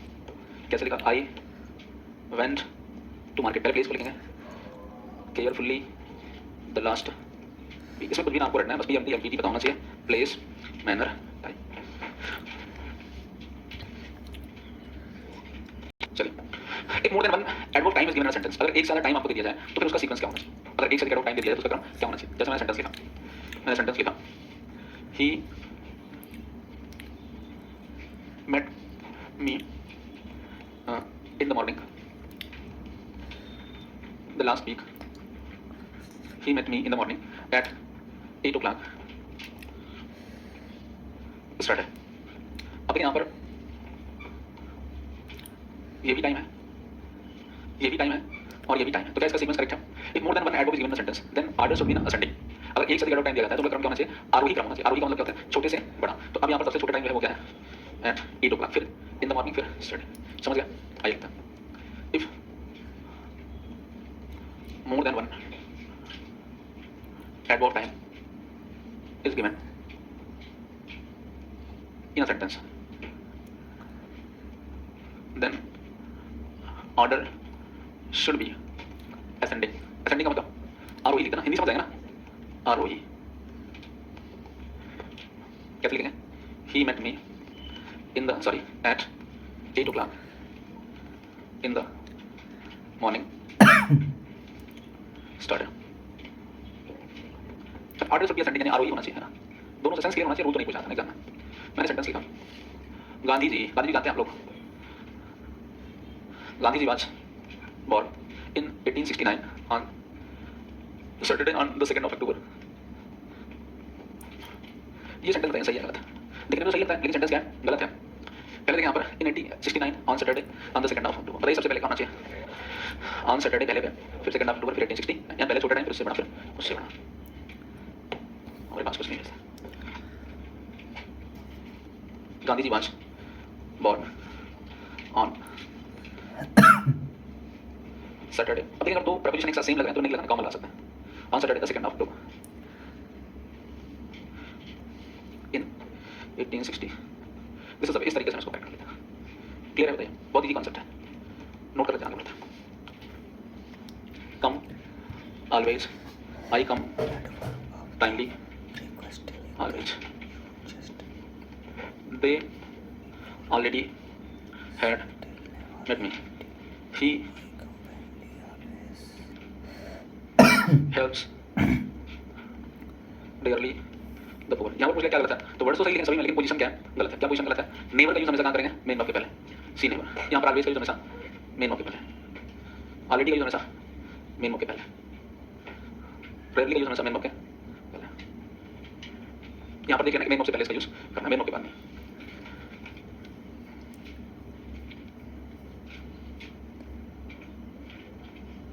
किसकी? कौन बताया? कहाँ पर देखता हूँ? नहीं पता, ठीक है। टिप और adverb as an adverb. Enough use after adjective और adverb as an adverb. Enough का प्रयोग एडजेक्टिव एडवर्ब के रूप में किया जाता है। कैसे? एडवर्ब के रूप में। फॉर एग्जांपल जैसे आपने लिखा she is enough intelligent to solve this question, या he was enough tall to join the army. ये सेंटेंस पहले मैंने आपको बताया जब हम लोग एडजेक्टिव पढ़ रहे थे। You ran enough fast to win the race. यहाँ पर आप देखें, she is enough intelligent to solve this question. तो इंटेलिजेंट आपका क्या है? एडजेक्टिव है, और इनफ कहाँ आएगा? एडजेक्टिव के बाद। Here should be enough. Sentence देखने में बिल्कुल सही लग रहा था, लेकिन इनफ का जो यूज है वो गलत है। यहाँ पर भी देखें गलत है, टाल के बाद इनफ। जो ऊपर वाला इनफ है वो गलत लिखा है, यहाँ पर इनफ है, ये गलत है। एडजेक्टिव कब होता? जैसे मैंने लिखा आई हैव इनफ नॉलेज। अब यहाँ पर ये क्या है? नाउन है और इसको क्वालिफाई करा रहा है तो क्या है? यानी जब एडजेक्टिव होगा तो नाउन के पहले आएगा, और जब एडवर्ब होगा तो किसी एडजेक्टिव या एडवर्ब के बाद आएगा। नोट कर लीजिए। इंटेलिजेंट नाउन एक टू मतलब होता है उतना अधिक कि जितना नहीं होना चाहिए, यानी मोर देन रिक्वायर्ड, यानी आवश्यकता से अधिक, उतना अधिक कि जितना नहीं होना चाहिए, उतना अधिक जितना नहीं होना चाहिए। पहले ये देखिए जब भी होता है इसको इंग्लिश में बोलते हैं more than required, more than required यानी जरूरत से ज़्यादा। पहले तो भी वाले सेंस में देखें टू का यूज कैसे किया जाता है। मान लीजिए किसी ने आपसे कहा आई लाइक यू, तो आपका आंसर क्या हो सकता है? Thank you. क्या बोलेंगे? मी टू बोलना गलत है, मी ऑब्जेक्टिव केस है, ठीक है। आई टू, हाँ मैं भी बोलना कुछ हद तक सही है। कुछ लोग जनरली ऐसे बोलते हैं आई लाइक यू टू, तो इसका मतलब ये पूरा सेंटेंस सही है, कितना बोलना सही है? देखिए सही तो सब कुछ है, लेकिन इसका मीनिंग क्या होना है? इसका मतलब मैं आपको भी पसंद करता हूँ या करती हूँ। मैं आपको, इसका मतलब क्या कि मैं कई और लोगों को पसंद करता हूँ या करती हूँ, उसमें एक आप ही हैं। और आंसर सही होता है, मूवी देख करना गलत ग्रामर पड़ता है ना। तो इसका मतलब आपने आई लाइक यू टू, तो इसका मतलब मैं आपको ही पसंद करता हूँ, यानी मेरी पसंद में कई सारे लोग हैं, उसकी लिस्ट में एक नाम आपका भी। अगर आपने लिखा बोलना किसे है? जो ये आपको बोले, जब ये आपको कोई बोले आई लाइक यू तब बोलना है, ऐसे नहीं बोलना है, यही बोलना है आई लाइक टू यू। इसका मतलब क्या होगा? मैं पसंद भी करता हूँ आपको, या मैं पसंद भी, मैंने सही गलत तो किसी को बोलेंगे, मैं पसंद भी करता हूँ आपको। इसका मतलब मेरे अंदर और सारी फीलिंग है जिनमें एक फीलिंग आपको पसंद करने की है, यानी यहाँ पर ये लाइक को क्वालिफाई करा है। अगर ये बोलना है कि मैं भी आपको पसंद करता हूं तो आपको बोलना है आई टू लाइक यू। आल्सो का यूज सेम यही होता है, जिसके बाद लगाएंगे उसी क्वालिफाई करना। इसलिए हिंदी में इंग्लिश कंफ्यूज नहीं होना है। अब कौन सा बोलना है, किसको बोलना है, कब बोलना है, ये कंडीशन पर डिपेंड करता है, सेंटेंस पर डिपेंड करता है। मैंने सिर्फ आपको मीनिंग लिख के बताया क्या किसका मीनिंग होता है। अगर ओनली का यूज किया ओनली, तो ओनली का यूज इसी टर्म में किया जाता है, जिसके बाद लगाएंगे उसी क्वालिफाई करेगा। मैं सिर्फ क्लास करता हूँ, हाँ आई ओनली, मैं दूसरा नहीं है, हाँ नहीं जिसके बाद लगेगा I only did do class करता हूँ, है ना। मैं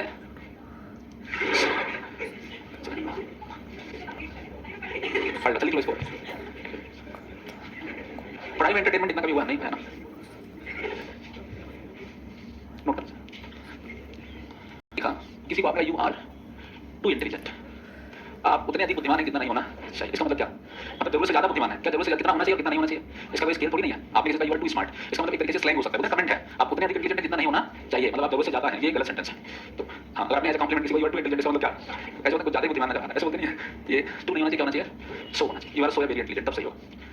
जैसे आपने लिखा she is too lazy, she is too lazy, बताइए सही है गलत है, सोच कर पीछे वाले से कोई कुछ बोल नहीं रहा। She is too lazy, too lazy गलत है, आप उतना अधिक आलसी हैं कितना नहीं होना, कितना होना चाहिए, होना ही नहीं चाहिए, क्या होना चाहिए, you are so lazy. They are too foolish, वो उतने अधिक मूर्ख कितना नहीं होना चाहिए, तो बताओ भैया कितना होना चाहिए, होना ही नहीं चाहिए, मूर्ख नहीं होना चाहिए, फिर क्या होना चाहिए, बहुत मूर्ख कह सकते हैं, लेकिन जरूरत से ज्यादा मूर्ख है ना, अगर इसका कुछ जरूरत है मूर्ख होने की, नहीं जरूरत है। वन मोर सेंटेंस एक और लिखते हैं, it is too cold to go outside, t is चाय, t is too hot to take, बताइए इसके पहले sentence, it is too cold to go outside, उतना अधिक ठंडा है जितना नहीं होना, ठंडा होना ठीक है लेकिन जरूरत से ज्यादा ठंडा, तो ये correct. Tea is too hot to take, चाय उतना अधिक गर्म है जितना नहीं होना चाहिए। समझ गया इसका सेंस, कि हमें ये समझना है कि ये जो सेंस दिया जा रहा है ये सही है गलत है। ही ड्राइव्स टू फास्ट, सही है गलत है, ही ड्राइव्स टू फास्ट, तेज तो चलाना चाहिए लेकिन इतना तेज चला रहे हैं जितना नहीं चलाना चाहिए, तो गलत है, नोट कर लीजिए।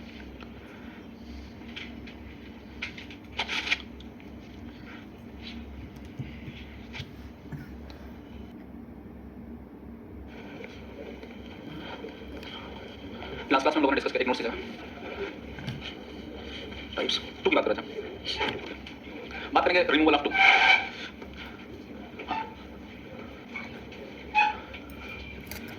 टू को सीरियल मेंस में लगभग हर बार पूछा जाता है एक क्वेश्चन, रिमूवल टू से सीरियल मेंस में क्वेश्चन पूछा था, सेंटेंस से टू को ऐसा रिमूव करना है कि सेंटेंस का सेंस भी चेंज नहीं हो और टू हट भी जाए और सेंस उसका गलत भी नहीं हो। जैसे एक सेंटेंस लिख के बताते हैं, चार टाइप के रिमूवल बनते हैं, जैसे आपने लिखा he is too weak to run, to win the race, कुछ भी लिखना, टू विन द रेस, इसका मीनिंग क्या हो गया, वो उतना अधिक कमजोर है कि जितना नहीं होना चाहिए रेस को जीतने के लिए। अब हम कुछ ऐसा करें, बातचीत नहीं करें आपस में, कि यहाँ से ये टू हट जाए और सेंटेंस का सेंस भी चेंज ना हो।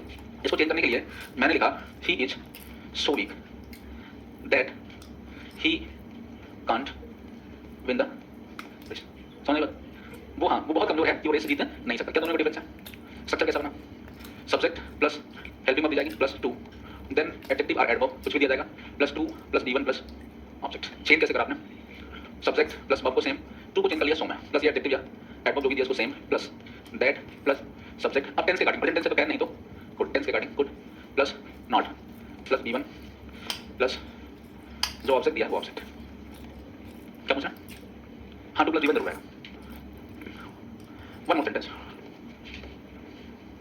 आई was too busy to meet you, मैं उतना अधिक बिजी था जितना नहीं होना चाहिए, जरूरत से ज्यादा बिजी था आपसे मिल नहीं पाया इसलिए। हाँ वो हेल्पिंग वर्ब जो भी है, इसको चेंज करिए आप लोग, क्लास शेड्यूल करके रखिए, क्लास शेड्यूल है।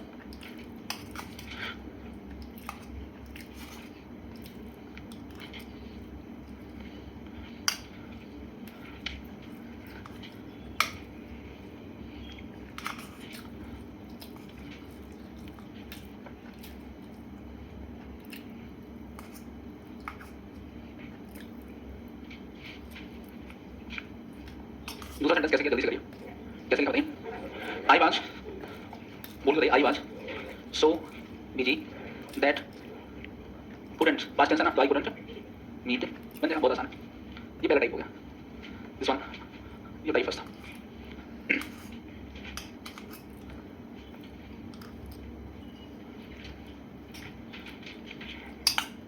कर लिया, संडे को क्लास आपकी पूरी क्लास है ना, लोगों को अपना रिस्क, आप लोगों ने एडमिशन लिया है, भगा नहीं रहे हैं, पढ़ा रहे हैं। अच्छे 11-12 डिश, बड़ी अच्छी बात है। खाना व्यवस्था करवाई, ये तो हम नहीं जानते, खाने पीने का हमारा किसी से बाहर ही नहीं, न खाते हैं ना खिलाते हैं किसी को। कुछ लोग कागज की पन्नी फाड़ के अपना संतुष्ट हैं। लिख लिया, सेंटेंस लिखा। दूसरा टाइप देखें, सी स्पीक्स टू केयरलेसली। चलिए पॉइंट फोकस करिए। केयरलेसली का मतलब क्या? लापरवाही से। कैसे बनाएंगे? सी स्पीक्स, सो नहीं, बदल गया, दूसरा ये, मोर केयरलेसली देन सी शुड, या अगर ये सी शुड नहीं लिखे हैं, इसको रिप्लेस करके it is proper. She should की जगह क्या लिख सकते हैं? इट इज प्रॉपर, जितना प्रॉपर होना चाहिए। स्ट्रक्चर कैसे दिया गया? Subject plus verb plus to plus adjective या एडवर्ब प्लस फिनिश। एग्जाम में मेंस में आपसे एक क्वेश्चन पूछा जाता है, कंपैरेटिव डिग्री, एडजेक्टिव या adverb plus than plus subject should, या इसकी जगह पर इट इज प्रॉपर। बहुत इजी है।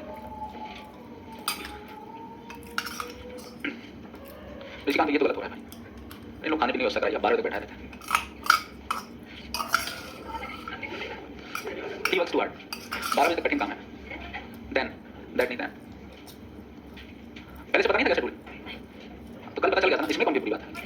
तो हमको शेड्यूल तो पता चल गया था ना, ऐसा कुछ कभी रात में पता चल गया ना, ये लोग खाने का चलाते हैं।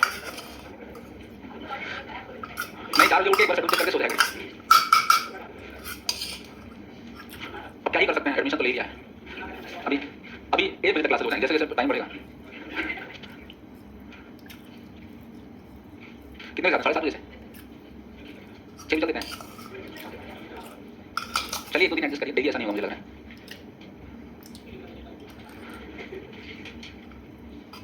इसका एक सलूशन है, बोलिए नहीं, बस बैठे रहिए, मन में गाली दीजिए, उसको बोल नहीं सकते। फ्रस्ट्रेशन में क्या कर सकते हैं ना, इतना जुल्म हो रहा है आप लोगों के साथ, 3 घंटा बोल के 4 घंटा पढ़ाना है। संडे कोई क्लास है, अब की बार संडे में सोच रहा हूँ PQRS पढ़ा दूँ, तो बच्चे नहीं आएंगे। कुछ लोग प्लान कर रहे हैं संडे तो नहीं आऊँगा, मैं PQRS पढ़ा दूँगा। नोट कर लिया? दूसरा वाला सेंटेंस करिए, कैसे लिखा? ही वर्क्स मोर हार्ड, ये तो पढ़ा दिया। मोर हार्ड होता है कितने लेवल का वर्ड है? 2 लेवल का। बताया था एडजेक्टिव पढ़ाया था, तो 2 लेवल के वर्ड में ER और EST जोड़ते हैं, 2 से अधिक लेवल के वर्ड में मोर और मोस्ट जोड़ते हैं। क्या होना चाहिए? हार्डर। ऐसे तो गलत कर देंगे आप लोग।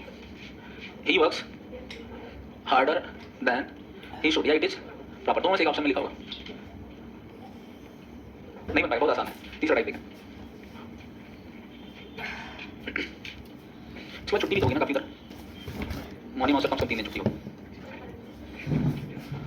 नहीं मतलब छुट्टियां ज्यादा होंगी ना, जितने स्नान पर होंगे उसमें 2-3 दिन भी छुट्टी करनी पड़ेगी। तो अब तो संडे बात तो ही है, चाहे हम काम को ऐसे पकड़ लें, चाहे संडे को छुट्टी लेना चाहे उस दिन छुट्टी ले लें, तो उसका वो है कि नहीं, रेस्ट का मतलब ये, जैसे देखो इस पे क्लास के बाद में जैसे आप लोग 3 घंटे क्लास करते हो, सुबह आते हो, हम लोग 9 घंटे काम करते हैं, करते ही नहीं करते। संडे को आपकी क्लास होगी, आपकी 3 घंटे क्लास होगी, ये 12 घंटे रहेंगे, हम कुछ घंटों तक रहेंगे। तो हर व्यक्ति अपना काम करता है, आपको सिर्फ पढ़ना है। चाय में नहीं पीता हूँ, पूछ लीजिए, खाना भी नहीं खाता हूँ, बनाता भी नहीं हूँ। खाना खाए हुए 2-3 दिन हो जाते हैं, खाना खाते रहते हैं, मोटे हो जाते हैं। खाना में खाने बहुत फोकस है, उम्र में लगता है खाना खाना चाहिए, मेंटल ज्यादा पढ़ा। कैसे लिखेंगे? ना नहीं होना चाहिए टॉपर बनने के लिए। So they are too lazy, they are too lazy for a topper. इसका मतलब क्या हुआ? वे उतना अधिक लेजी है जितना नहीं होना चाहिए टॉपर बनने के लिए। टू बी अ टॉपर करते हैं, फॉर अ टॉपर होने के लिए। एकदम सेट हो रहा है आपके ऊपर। They are so lazy that they can't be a topper. एकदम आपसे ऊपर चढ़ा, अगर नहीं है तो दोबारा ये मैं बोलेगा जाना पड़ा। कैसे लिखेंगे? तीसरा टाइप है ये, subject plus verb plus to plus adjective या adverb then for a plus noun. कैसे बनाया? सब्जेक्ट को सेम लिख लिया, सब्जेक्ट को सेम, वर्ब को सेम, टू को सो प्लस एडजेक्टिव या एडवर्ब जो भी आपको दिया गया plus that plus subject plus can या could plus not plus be plus a plus noun. छोटा सा स्ट्रक्चर है। He was too short for a soldier. He was too short for a soldier. बनाइएगा इसे, एक बार पढ़ के रखें, ऑप्शन दिया रहेगा एग्जाम में, देख के कर लें।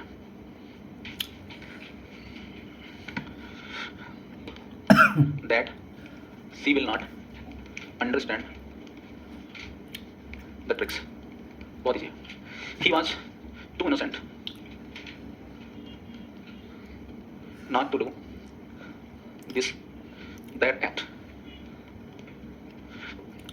Subject plus verb plus to plus adjective या adverb plus not plus to plus V1 plus object. कैसे बनाया? Subject plus verb plus so plus adjective या adverb plus that plus subject plus will या would plus not plus V1 plus object. दूसरा sentence को से कराएं हम लोग.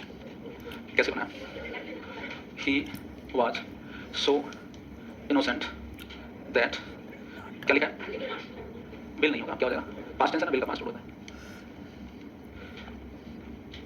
बन जाएगा, बहुत अच्छा.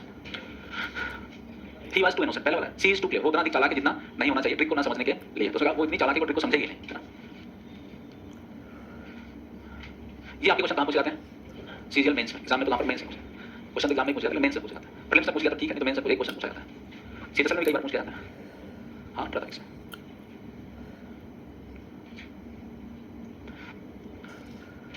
आपके पास सफिशिएंट टाइम है अभी, कोई नोटिफिकेशन सीजीएल या सीजीएल जो भी आप देना चाहते हैं, आपके पास 6 महीने से ज़्यादा का टाइम है. तब तक आपका सिलेबस सक्सेसफुली कंप्लीट हो जाएगा.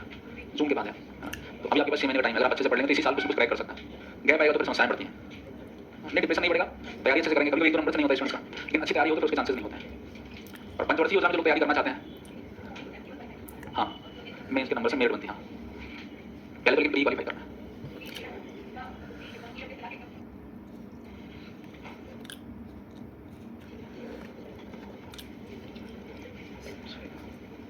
यहाँ पर मतलब 2 आपको बनाना है.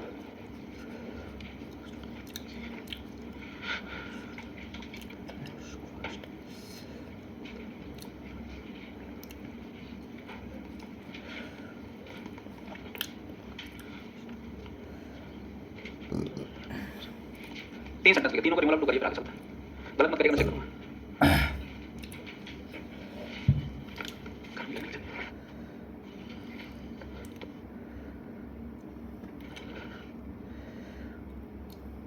कितने लोगों ने लिखा?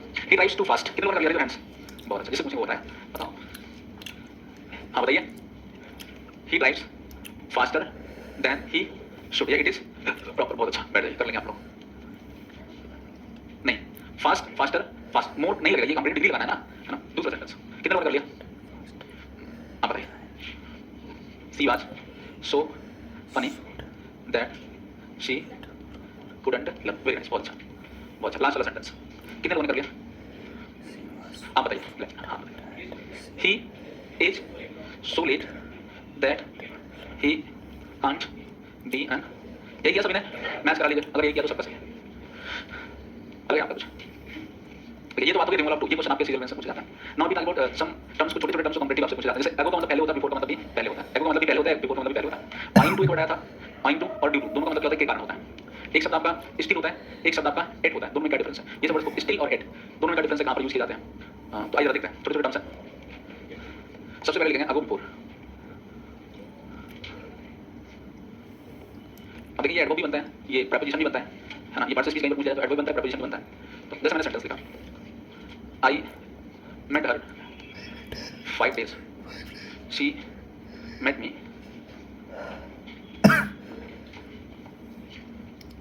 It is used after period of time. एक वर्ड होता है period of time, एक होता है point of time. After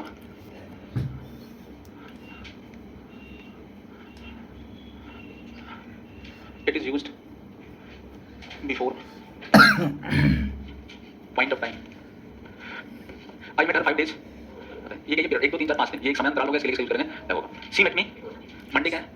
point of time. सोमवार है. सही बात. लिख लीजिए. कहाँ से आते हैं? देखिए, संडे में क्या है और पूरा मार्ग में टहले घूमने का. क्या मैं सन्यासी नहीं हूँ? पहले उसने बोला सन्यासी में काम मैं कहीं नहीं पाऊंगी, मैं जा रही हूँ. सबसे सुंदर शादी में सबसे सुंदर. कुछ लोगों के पास कोई काम नहीं है, मोबाइल लेकर टहल रहे हैं. सिर्फ मोबाइल लेकर टहल रहे हैं. कहीं से पैसा आ जाए, कहीं से कुछ मसाला मिल जाए, कुछ मिल जाए. हाँ, कुछ काम नहीं है कि ये इसको काम बना लिया है. मनोरंजन नहीं हो, काम हो गया. काम हो गया, हमारे व्यूज आएंगे, हमको पैसा मिलेगा. गलत तरीके से नहीं करते. स्टूडेंट आप लोग बोलते हैं इसको, कोई मजाक में कर रहा है. सामने स्टूडेंट है क्या उसका B13 में, ऐसा आप लोग बोलते हैं इसको कट करके अपने उस पर डाल दें, यूट्यूब पर डाल दें, चले बढ़िया. हमने कहा अच्छी चीज तो कभी नहीं सोचोगे. मैंने कुछ ऐसे बोला, सोच सकते मजाक किया. वो लाइटर छूट गया किसी टीचर का. मैंने सोच लाइटर था क्या? बोले नहीं सर, बस दुपट्टा छूटता है, लाइटर नहीं छूटता. अब मैंने बोला कैसे इसको कट करके डाल देंगे तो एकदम हाईलाइटेड हो जाएगा. मैं कट करके डाल दूंगा, समझ करना. मैं दिखता हूं सही, लेकिन वो नहीं मुझे सही दिखता हूं.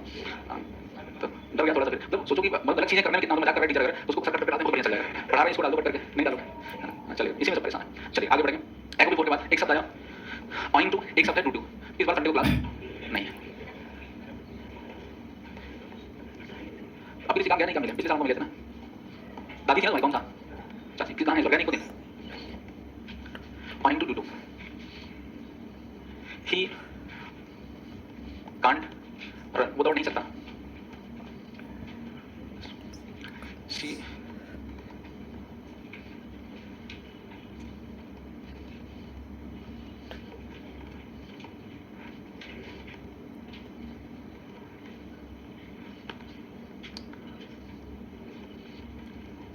देखिए जो मैच रुकता है, मैच कब रुकता है जब पानी बरसता है, तो इसके लिए हमेशा फिक्स करते हैं ड्यू टू रेन, ये फ्रेज होता है, ड्यू टू रेन फ्रेज होता है, ये फिक्स होता है। अब देखिए यहाँ पर मैंने लिखा इट रेफर्स नेचुरल रीजन, ये इट रेफर्स नेचुरल रीजन, ये नेचुरल रीजन को बताता है, इट रेफर्स आर्टिफिशियल रीजन, यानी खुद से रीजन बनाया गया उसके लिए। तो बताइए जरा, ही can't run weakness, point two weakness को खुद से लाता है क्या, क्या हो जाएगा point two, he couldn't come, laziness क्या है, नेचुरल रीजन नहीं है, रजाई घुस रहे हैं, नेचुरली नहीं उठ पा रहा है, नेचुरली नहीं है ये आलस है। Accident occurred, carelessness, due to, carelessness मतलब लापरवाही, लापरवाही तो उससे करते हैं, नेचुरल रीजन होगा तो, और जब क्रिएटेड रीजन होगा तो ड्यू टू। क्या करें, ये बोलो, बोल दिया अगर कोई दिक्कत है नहीं। ठंडी में सो के उठने का प्रोसेस है, शी स्पीक्स केयरलेसली, क्लेवरलेसली, केयरलेसली लिखा था अभी ना, केयरलेसली, अभी मैंने तो लिखा था केयरलेसली लिखा था, स्टिल ऑलराइट, बातचीत नहीं करिए। आर यू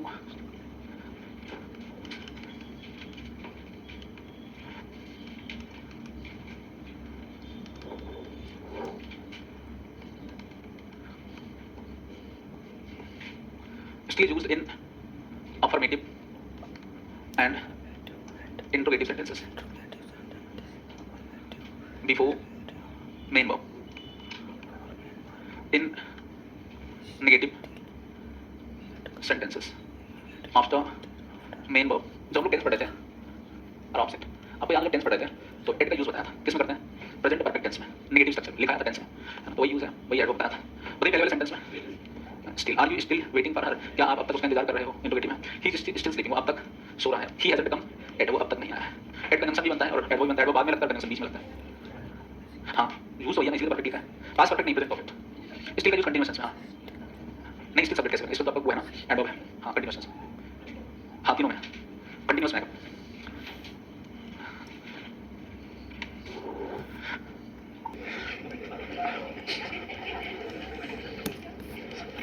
बातचीत बंद करेंगे, एडवर्ब डिस्कस करें ना, एक नोट से जरा कोई छोड़ दीजिए। एक बात आपको बतानी थी, दैट इज इन्वर्जन, कि यार कौन काला करके पढ़ता है, इस पे लाऊ है, इस पे लाऊ नहीं है, काले ब्लैक पे लाऊ नहीं है, व्हाइट कलर से मतलब जब पीडीएफ पढ़ते हैं तो पढ़ने में दिक्कत होती है, इसलिए ब्लैक पढ़ाने लाऊ नहीं है। ये मीटिंग में कई बार बुलाया गया, नया टीचर क्या हो, सृष्टि वाले तो नए हैं, पॉलिटिकल अनुसार पढ़ाना है, दो भी तो नए हैं, ये सब तो नए हैं, सृष्टि वाले भी नए हैं। बात कर रहे थे इन्वर्जन की, आज स्टूडेंट्स कहाँ हैं आपके, आगे आए नहीं, आगे आगे अकेले के बाद हैं,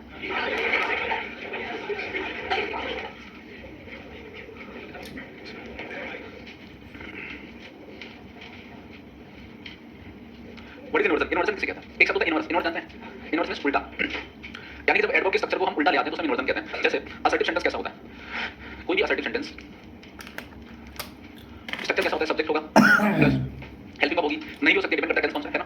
फिर कोई भी एडवर्ब देखो, बेसिकली जो ये आपके एडवर्ब फ्रीक्वेंसी आते हैं इसलिए इन्वर्जन होता है, ये हमेशा मेन वर्ब के बाद, सॉरी ये हमेशा हेल्पिंग वर्ब के बाद और मेन वर्ब के पहले आते हैं, बताया था आपको कौन सा, always, never, seldom, hardly, scarcely, ये वर्ड्स की फ्रीक्वेंसी है ना। तो आया एडवर्ब, फिर क्या आया मेन वर्ब, फिर क्या आया ऑब्जेक्ट, समथिंग समथिंग जो भी आगे दिया है। जैसे एक सेंटेंस मैंने लिखा यहाँ पर, कहाँ पर, यहाँ पर असर्टिव स्ट्रक्चर में लिखा, हार्डली he had, या indefinitely था, he hardly started learning, उसने मुश्किल से पढ़ना स्टार्ट किया था, when her, अरे रुको जरा, her mother फोन किया, उसने मुश्किल से पढ़ना स्टार्ट किया था, उसकी माँ ने उसको फोन कर दिया, तो मतलब पढ़ने का मन नहीं था, मुश्किल से पढ़ना स्टार्ट कर दिया, तभी उसकी माँ ने उसको फोन कर दिया। सेंटेंस कैसा है, असर्टिव है, पास्ट इंडेफिनिट टेंस में लिखा है। अब अगर इसका हम क्या करें, क्या इन्वर्जन, क्या करेंगे इन्वर्जन, तो इन्वर्जन में हम क्या करते हैं, ये जो सर एडवर्ब है इसको हम पहले लिखते हैं, और जब एडवर्ब आएगा तो टेंस के बाद हेल्पिंग वर्ब जरूर आएगी। अभी तक इंडेफिनिट था, इंडेफिनिट अभी भी है, लेकिन अभी क्या कर लिया हेल्पिंग वर्ब आई, क्योंकि अब सब्जेक्ट आएगा बाद में, अब स्टार्ट को क्या कर लिया, स्टार्टेड को स्टार्ट लर्निंग, आगे जो लिखा है कोई बात समझ आई है, ये पास्ट इंडेफिनिट ही, ये भी पास्ट इंडेफिनिट है, लेकिन यहाँ पर इसको हमने इंट्रोगेटिव जैसे क्या कर लिया, हेल्पिंग वर्ब को पहले ले लिया, इस एडवर्ब को यहाँ से उठा के हमने कहाँ लगा दिया, पहले लगा दिया। जब एडवर्ब को पहले लगाएंगे तो हेल्पिंग वर्ब कंपल्सरी हो जाएगी, जब हेल्पिंग वर्ब लगाएंगे तो बी टू नहीं रह जाएगा, पास्ट इंडेफिनिट में इस स्ट्रक्चर में चेंज कर लिया। जैसे स्ट्रक्चर देखें यहाँ पर जब इस असर्टिव का आप इन्वर्जन करेंगे तो हम करेंगे क्या, इस एडवर्ब को पहले लेंगे, ये एडवर्ब आपका पहले आ गया। अब हेल्पिंग वर्ब मान लिया है या नहीं है, नहीं है तब भी हम क्या लेंगे, helping verb then subject then main verb then object, जो भी आपको कुछ बात समझ आई, कुछ समझ आई होगी। वन मोर एग्जांपल, रूल है तरीके में उल्टा कर दिया तो स्ट्रक्चर कैसे बनेगा ये आपसे पूछा है, स्ट्रक्चर में पूछता है। जैसे सेंटेंस आपको दिया गया, she never tells a lie with her friend, वो अपने फ्रेंड से कभी झूठ नहीं, ऐसा सेंटेंस लिखा, इसका हमें क्या करना है, इन्वर्जन, इसका हमें क्या करना है, इन्वर्जन, क्योंकि डिड लगा दिया ना, डिड लग गया तो भी बन जाता है, इसी वजह से उसको लिखा था। हाँ मीनिंग सेम है, मीनिंग सेम है। जैसे ही she never tells a lie with her friends, कैसे करेंगे, नेवर टेल्स कौन सा है, प्रेजेंट डेफिनेट, क्या करेंगे, डिड नहीं टच, प्रेजेंट डेफिनेट लगता है, she tell a lie with her friends, बात समझ आई कहाँ पर, हाँ ये हर मदर की जगह पर किस मदर है ना, अपनी माँ, ये दूसरे की माँ भी हो सकता है, वो पढ़ रहा था तो उसकी माँ ने फोन कर दिया है ना, बन जाएगा बताइए, never does she tell lie, अब टेल्स देख करके हमने हेल्पिंग वर्ब सब्जेक्ट लगा लिया, वहाँ पर टेल्स नहीं है, क्या होगा टेल होगा, क्योंकि रूट लग जाता तो भी बनता है। चलिए जैसे एडवर्ब अंदर इधर आ रहा है, बीच में आ रहा है तो इन्वर्जन नहीं है, पहले आ रहा है, इसका मतलब क्या है, इन्वर्जन है। नोट करिए, क्वेश्चन में लिखता हूँ, हाँ हाँ वो भी सही है।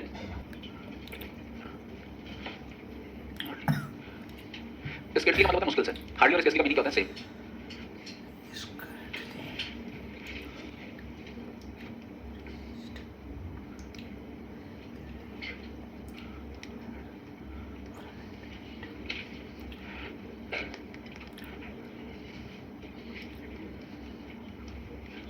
आपसे पूछा बताओ सेंटेंस में क्या गलत है, हाँ बताइए, सोच लो। हेल्पिंग वर्ब कंपल्सरी है ना, अगर इन्वर्जन किया गया तो हेल्पिंग वर्ब लगना ही चाहिए। अब हेल्पिंग वर्ब किसके रिगार्डिंग लगाएं, यहाँ पर रीच था या डिड लगाएं, डिड लगाएंगे तो रीच लिखेंगे, हेड लिख दें तो तभी सही है, इरर वाला कहाँ पर था, यानी हेल्पिंग वर्ब नहीं आती इन्वर्जन फिर, हाँ यही बताने किसमें है, नहीं है हाँ लगेगा तो एक में ही रट है, ठीक है। ऐसे क्वेश्चन आपसे दिया जाते हैं, ये तरीका होता है इन्वर्जन क्वेश्चन, बस बाकी एडवर्ब का समाप्त होता है। मुझे तो नहीं लग रहा आपसे लग रहा है, ठीक है। नोट कर इन्वर्जन एक इंपॉर्टेंट क्वेश्चन नहीं नीचे छोड़ देते हैं, अगर फालतू छोड़ देते हैं, नहीं पता नहीं होता, हाइट में होता वृद्धि या बढ़ोतरी, प्रेजेंटली आप यहाँ पर एडवर्ब है, यहाँ पर क्या होना चाहिए था, एडजेक्टिव होना चाहिए था, adjective plus L Y equal to adverb होता है, एडवर्ब क्वालीफाई नहीं करेगा, नाउन को कौन क्वालीफाई करेगा, एडजेक्टिव क्वालीफाई करेगा, आंसर बी था एसएससी 2022 में, क्लियर होने पूछा गया। This is too grave sin to be pardon, बताइए ये उतना अधिक गंभीर पाप है कि जितना नहीं होना चाहिए, कितना होना चाहिए, होना ही नहीं चाहिए ना। सो ग्रेव ऑप्शन नंबर, सब कुछ पढ़ाया आपको, पाप सिन बात नहीं, पाप सिन इज पाप, वर्ड को देखना। This question is quite too simple for me to, too का मतलब उतना अधिक जितना, क्वाइट का मतलब काफी हद तक, तो उतना अधिक जितना काफी हद तक सही नहीं लग रहा है, टू हटा दे है ना, सो लगा देना, लगाएंगे तभी सही हो जाएगा। ऑप्शन नंबर बी पूछा गया 22 में। This question is quite simple, adjective है नहीं एडवर्ब है, this question is simple, simple का एडजेक्टिव है, सिंपल को क्वालिफाई करा रहा है, क्वाइट क्या होगा, एडवर्ब है, सिंपल एडजेक्टिव, एडजेक्टिव क्वालिफाई करा एडवर्ब है ना। Aarav Samaddar speaks 4 languages fluently, बताइए ए बी सी डी, कोई गलती नहीं है। आरव की मां बोलती है 4 भाषाएं गाना प्रभात तरीके से, फ्लुएंटली में गाना, हर इंसान में कमियां नहीं होती है ना। Rahul sings very sweet when he is a good mood, क्या होना चाहिए, एडवर्ब लगाना है ना, sings very sweetly, sings sweetly कितना वेरी स्वीटली क्या है, एडवर्ब है। ऑप्शन नंबर डी, सीएसएस में पूछा गया। The birds flu fastly, fastly जैसा कोई वर्ड बताया था मैंने आपको, ऑप्शन नंबर बताया था क्या ये बात, देखिए क्वेश्चन पूछा है कहां पर, सीएसएस में कौन सा, डी क्या होना चाहिए, क्वाइटली, क्वाइट के एडजेक्टिव लगा दिया, एडवर्ब बना दिया, क्वाइटली मींस शांति के साथ है ना। बताइए ए बताइए मैं क्या तुक्का नहीं लगाना भाई। इसके बाद एनीबॉडी कोई बताएगा,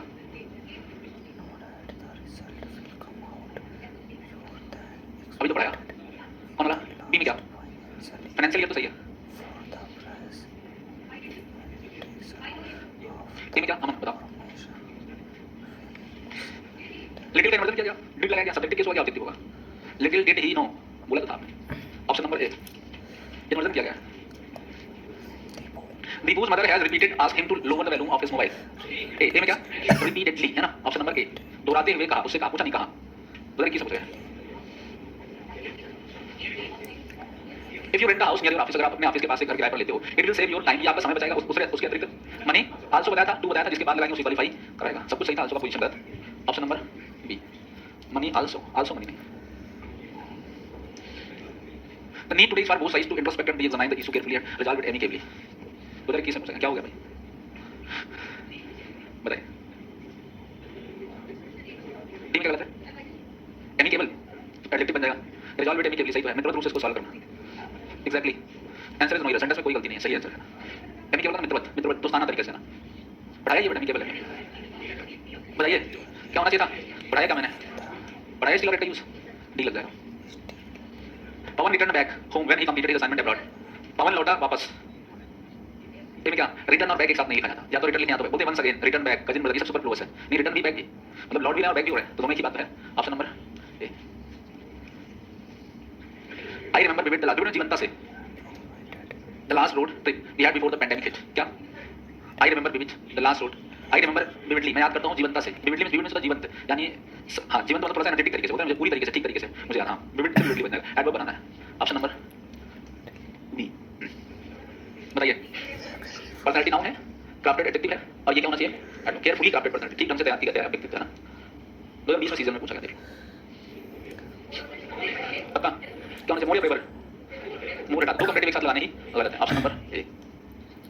सीपीओ मेन से पूछा गया 2019 सीजन सीपीओ टियर 2 नहीं, मोर ब्रेव नहीं, दो से लेवल के जो वर्ड होता है उसमें ईआर और एसटी लगाते हैं ना, बताया था ना, तो ब्रेव ब्रेव दो से लेवल पर दो से लेवल होता है, ई आता है ना। They can't hardly believe that, क्या गलत होता है? हार्डली और कांट एक साथ, ठीक है, मतलब नेगेटिव वर्ड है, नो नॉट नेवर सी क्लास में, दे कांट बिलीव या they can hardly believe, not मतलब होता है, दोनों में से एक लगाना है ना। Option number D, CPO tier 2 में पूछा गया, बहुत अच्छा। नो मैटर ही ट्राइज, ये दूसरी क्लास है, इससे इसका कोई लेना नहीं, और नो मैटर सब्जेक्ट है, वर्ब में नहीं लग रहा ना, इसी तो सही है।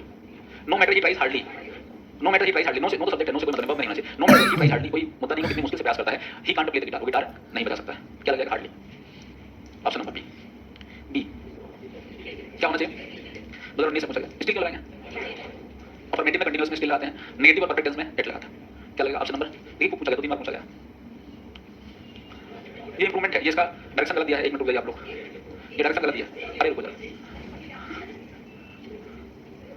डायरेक्शन गलत टाइप हो गया।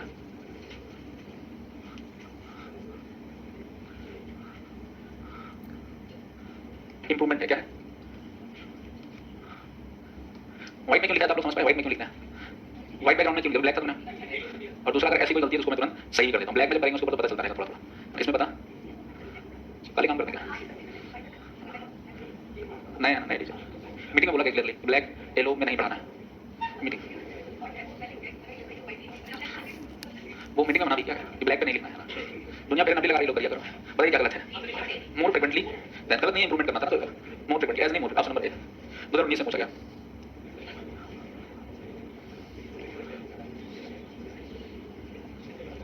क्या क्या होना चाहिए? स्पेशली है ना, specially. Option number D, adverb बनना था, एडजेक्टिव लिखा हो। ये क्वेश्चन अभी एक स्टूडेंट ने विद हार्डली एनी फट, हार्डली देखिए एडवर्ब मैनर में आता है तो विद लगाना सही नहीं है इसके साथ, ठीक है, तो आप इसको एक बार चेक करेंगे फिलहाल। विद हार्डली नो एफर्ट तो नहीं होगा, with hard and effort, hardly के साथ वहां पर विद तो नहीं लगाना चाहिए, तो मेरे गाड़ी आंसर सी है, इसको भी चेक करना है, चेक करना है इस क्वेश्चन को थोड़ा सा, कुछ सीरीज वाले इसका आंसर ए दे रहा है, तो हार्डली के साथ विद लगाना मुझे थोड़ा सा गलत लग रहा है, मैं इसको चेक करूंगा, ठीक है, क्योंकि हार्डली के साथ विद लगाना, विद हार्डली मुश्किल के साथ, तो ये थोड़ा सही नहीं लग रहा है, एडवर्ब के साथ स्पेसिफिक यहाँ पर विद लगना नहीं चाहिए था, तो एक बार मैं इसको चेक करूंगा, इस क्वेश्चन को होल्ड कर लीजिए, है ना, होल्ड, इसको मैं लिख रहा हूँ क्या? होल्ड, होल्ड का मतलब फाइनल आंसर नहीं दे रहा हूँ इसका मैं, है ना, ठीक है, चलो। द ड्रेस में प्लीजेंटली, मैं काइंडली में डिलीवर्ड, है ना, प्लीजेंटली मतलब खुशी के साथ नहीं, कृपया जो ड्रेस है उसको कृपया डिलीवर किया जाए, असैप्ट जल्दी से जल्दी कृपया उसे डिलीवर किया जाना या किया जाए, तो मैं काइंडली होना चाहिए। ऑप्शन नंबर बी, प्लीजेंटली नहीं, काइंडली कृपया, हाँ option number B.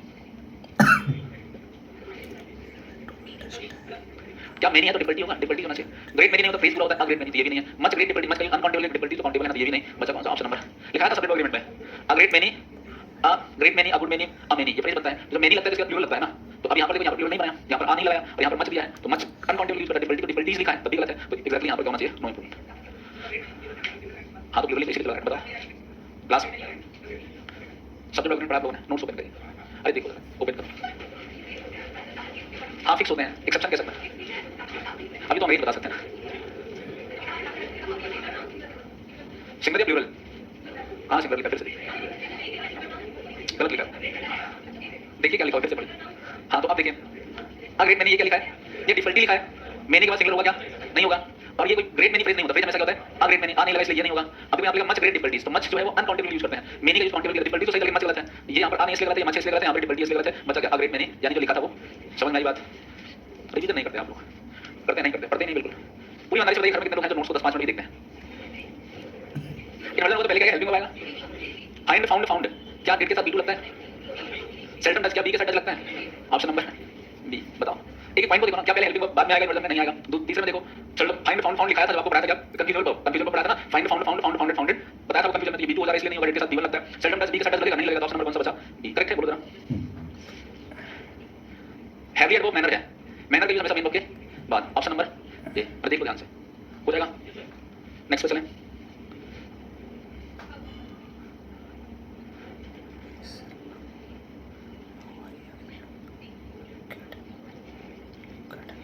How lucky I am to having, to के साथ हैविंग होता है। Lucky for I am, lucky for having to have to plus B है ना। How lucky I am to have, यानी कितना लकी हैं आपके सच वंडरफुल सिस्टर, इतनी प्यारी बहनें होने के। टू प्लस वर्ब का फर्स्ट फॉर्म लगता है नहीं लगता है। हां इन्फिनिटिव है ना, ये कंटीन्यूअस नहीं है, ये डेफिनेट है। इज एम आर का यूज करते हैं, आई एम टीचर इंडेफिनिट है ना। ये बड़ी कंफ्यूजन होती है टेंस पहचानना है ना। आई हैव मार्कर बताओ परफेक्ट है क्या? इंडेफिनिट है ना। आई एम टीचर इंडेफिनिट है ना। होना प्रेजेंट की कंडीशन इसमें इंडेफिनिट है, बताया था ना। बताओ when we reach the hill station it was raining heaviest, it was raining heavy. ये बहुत तेज बरस रहा था। सीजन टीयर 1 22 में पूछा गया, क्लास क्वेश्चन है। देखते कौन गलत बताता है। टू मेनी साल्ट, साल्ट को गिन सकते हो तो मेनी लगाना तो गलत है। पुटिंग होगा, पुटिंग डायरेक्ट वर्ब को पसंद हो सकता नहीं। Puts very much, puts too much, उतना अधिक जितना नहीं डालना, मतलब डालना चाहिए नमक लेकिन उतना डालिए जितना डालना चाहिए, उतना अधिक नहीं, मतलब लो है ना, खाओ फिर। ऑप्शन नंबर सीसीपीओ टीयर 2 में पूछा गया। बताइए क्वेश्चन कर पा रहे हैं? एडवो क्वेश्चन नहीं कर पा रहे, कोई कह नो सर, क्लास करोगे तब तो कर पाओगे ना। जो क्लास कर रहे हैं वो बताएं, एडवो क्वेश्चन कर पा रहे हैं। लेकिन दो बातें इंपॉर्टेंट है, रेगुलरिटी, पंक्चुअलिटी, परसिस्टेंट। क्लास में भी हम पढ़ नहीं रहे, मन कहीं और टहला है।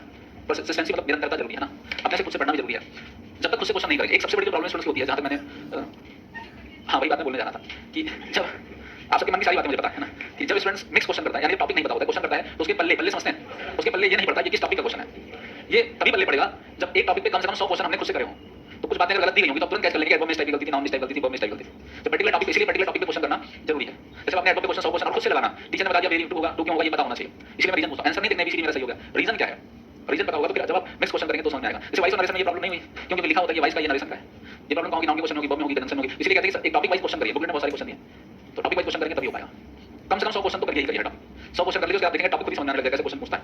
पढ़ना ही बड़ी बात नहीं है, एग्जाम के नेचर को, क्वेश्चन के नेचर को ध्यान से पढ़ना ये बड़ी बात है। सिलेबस आपका पूरा, दो टॉपिक के बाद ग्रामर खत्म, कॉम्प्रिहेंशन एक दिन में बता दूंगा आपको। लेकिन अब क्वेश्चन नहीं कर पा रहे हैं, उसमें सबसे बड़ी बात ये कि आपने प्रैक्टिस नहीं किया, आपने रिवीजन नहीं किया। लेकिन मैं बोर्ड में क्वेश्चन कर रहा हूं, आप तुरंत आंसर कर रहे हैं। मुझे लगा 30 आउट ऑफ 20 क्वेश्चन सारे स्टूडेंट को आ रहे होंगे जिन्होंने क्लास रेगुलर किया है। इन क्वेश्चन को आपने पहले नहीं देखा कभी, पहली बार एडवर्ब पढ़ना है, तो बिना पढ़े जब पहली बार क्वेश्चन आप कर रहे हैं तो 20 क्वेश्चन कर लेना है। अब इन्हीं 30 क्वेश्चन को अगर मैं दोबारा कहता हूं सॉल्व करिए, कितने कर पाएंगे? 30 आउट ऑफ 30 नहीं करेंगे, 28 करेंगे, वही गलत होगा। फिर तीसरी बार जब करेंगे तो 30 आउट ऑफ 30 करेंगे। तो यही तरीका है करने का कि जब एक बार क्वेश्चन करेंगे तो हो सकता है कुछ बातें कम समझ में आए, जिन टॉपिक्स को नहीं पढ़ा उसके क्वेश्चन करेंगे तो उसमें हो सकता है क्वेश्चन भी नहीं आए। तो इसलिए खुद से क्वेश्चन करना स्टार्ट किया। बाद में पहली क्लास से लास्ट क्लास तक बोलता हूं, अंतिम क्लास में यही बात बोल के जाऊंगा कि आप लोग खुद से प्रैक्टिस करिए। और एनीबॉडी कांट ब्लेम मी कि सर आपने बताया होता हूं प्रैक्टिस कर लेते हैं। हर वीडियो में बात बोलता हूं, क्वेश्चन खुद से लगाइए, रिवीजन करिए, क्वेश्चन खुद से लगाइए। ये बात आपको तब समझ में आएगी जब आपको एग्जाम दोगे और 25 क्वेश्चन का मान लो एग्जाम होगा, 20 क्वेश्चन आपको खूब आ रहे होंगे, 5 क्वेश्चन नहीं आ रहे होंगे, तो आपका मन को कहेगा थोड़ा सा हमने रिवीजन किया होता, सब कुछ तो नोट्स में था, अगर थोड़ा सा रिवीजन किया होता तो ये पास और भी क्वेश्चन नहीं कर पाता। ये खुद से आपको रियलाइज होगा। तो खुद से रियलाइज, उसके पहले मैं रियलाइज करवा रहा हूं, बड़ी प्रॉब्लम यही है। वो क्या पढ़ना स्टार्ट कर दीजिए, क्वेश्चन डेली पढ़िए 10-5 जितने पढ़ पाते हैं। एक दिन में मैंने बताया 250 वर्ड पढ़ा दिया, क्या याद हो गया? उस समय लगा कि मैक्सिमम वर्ड याद हो गया,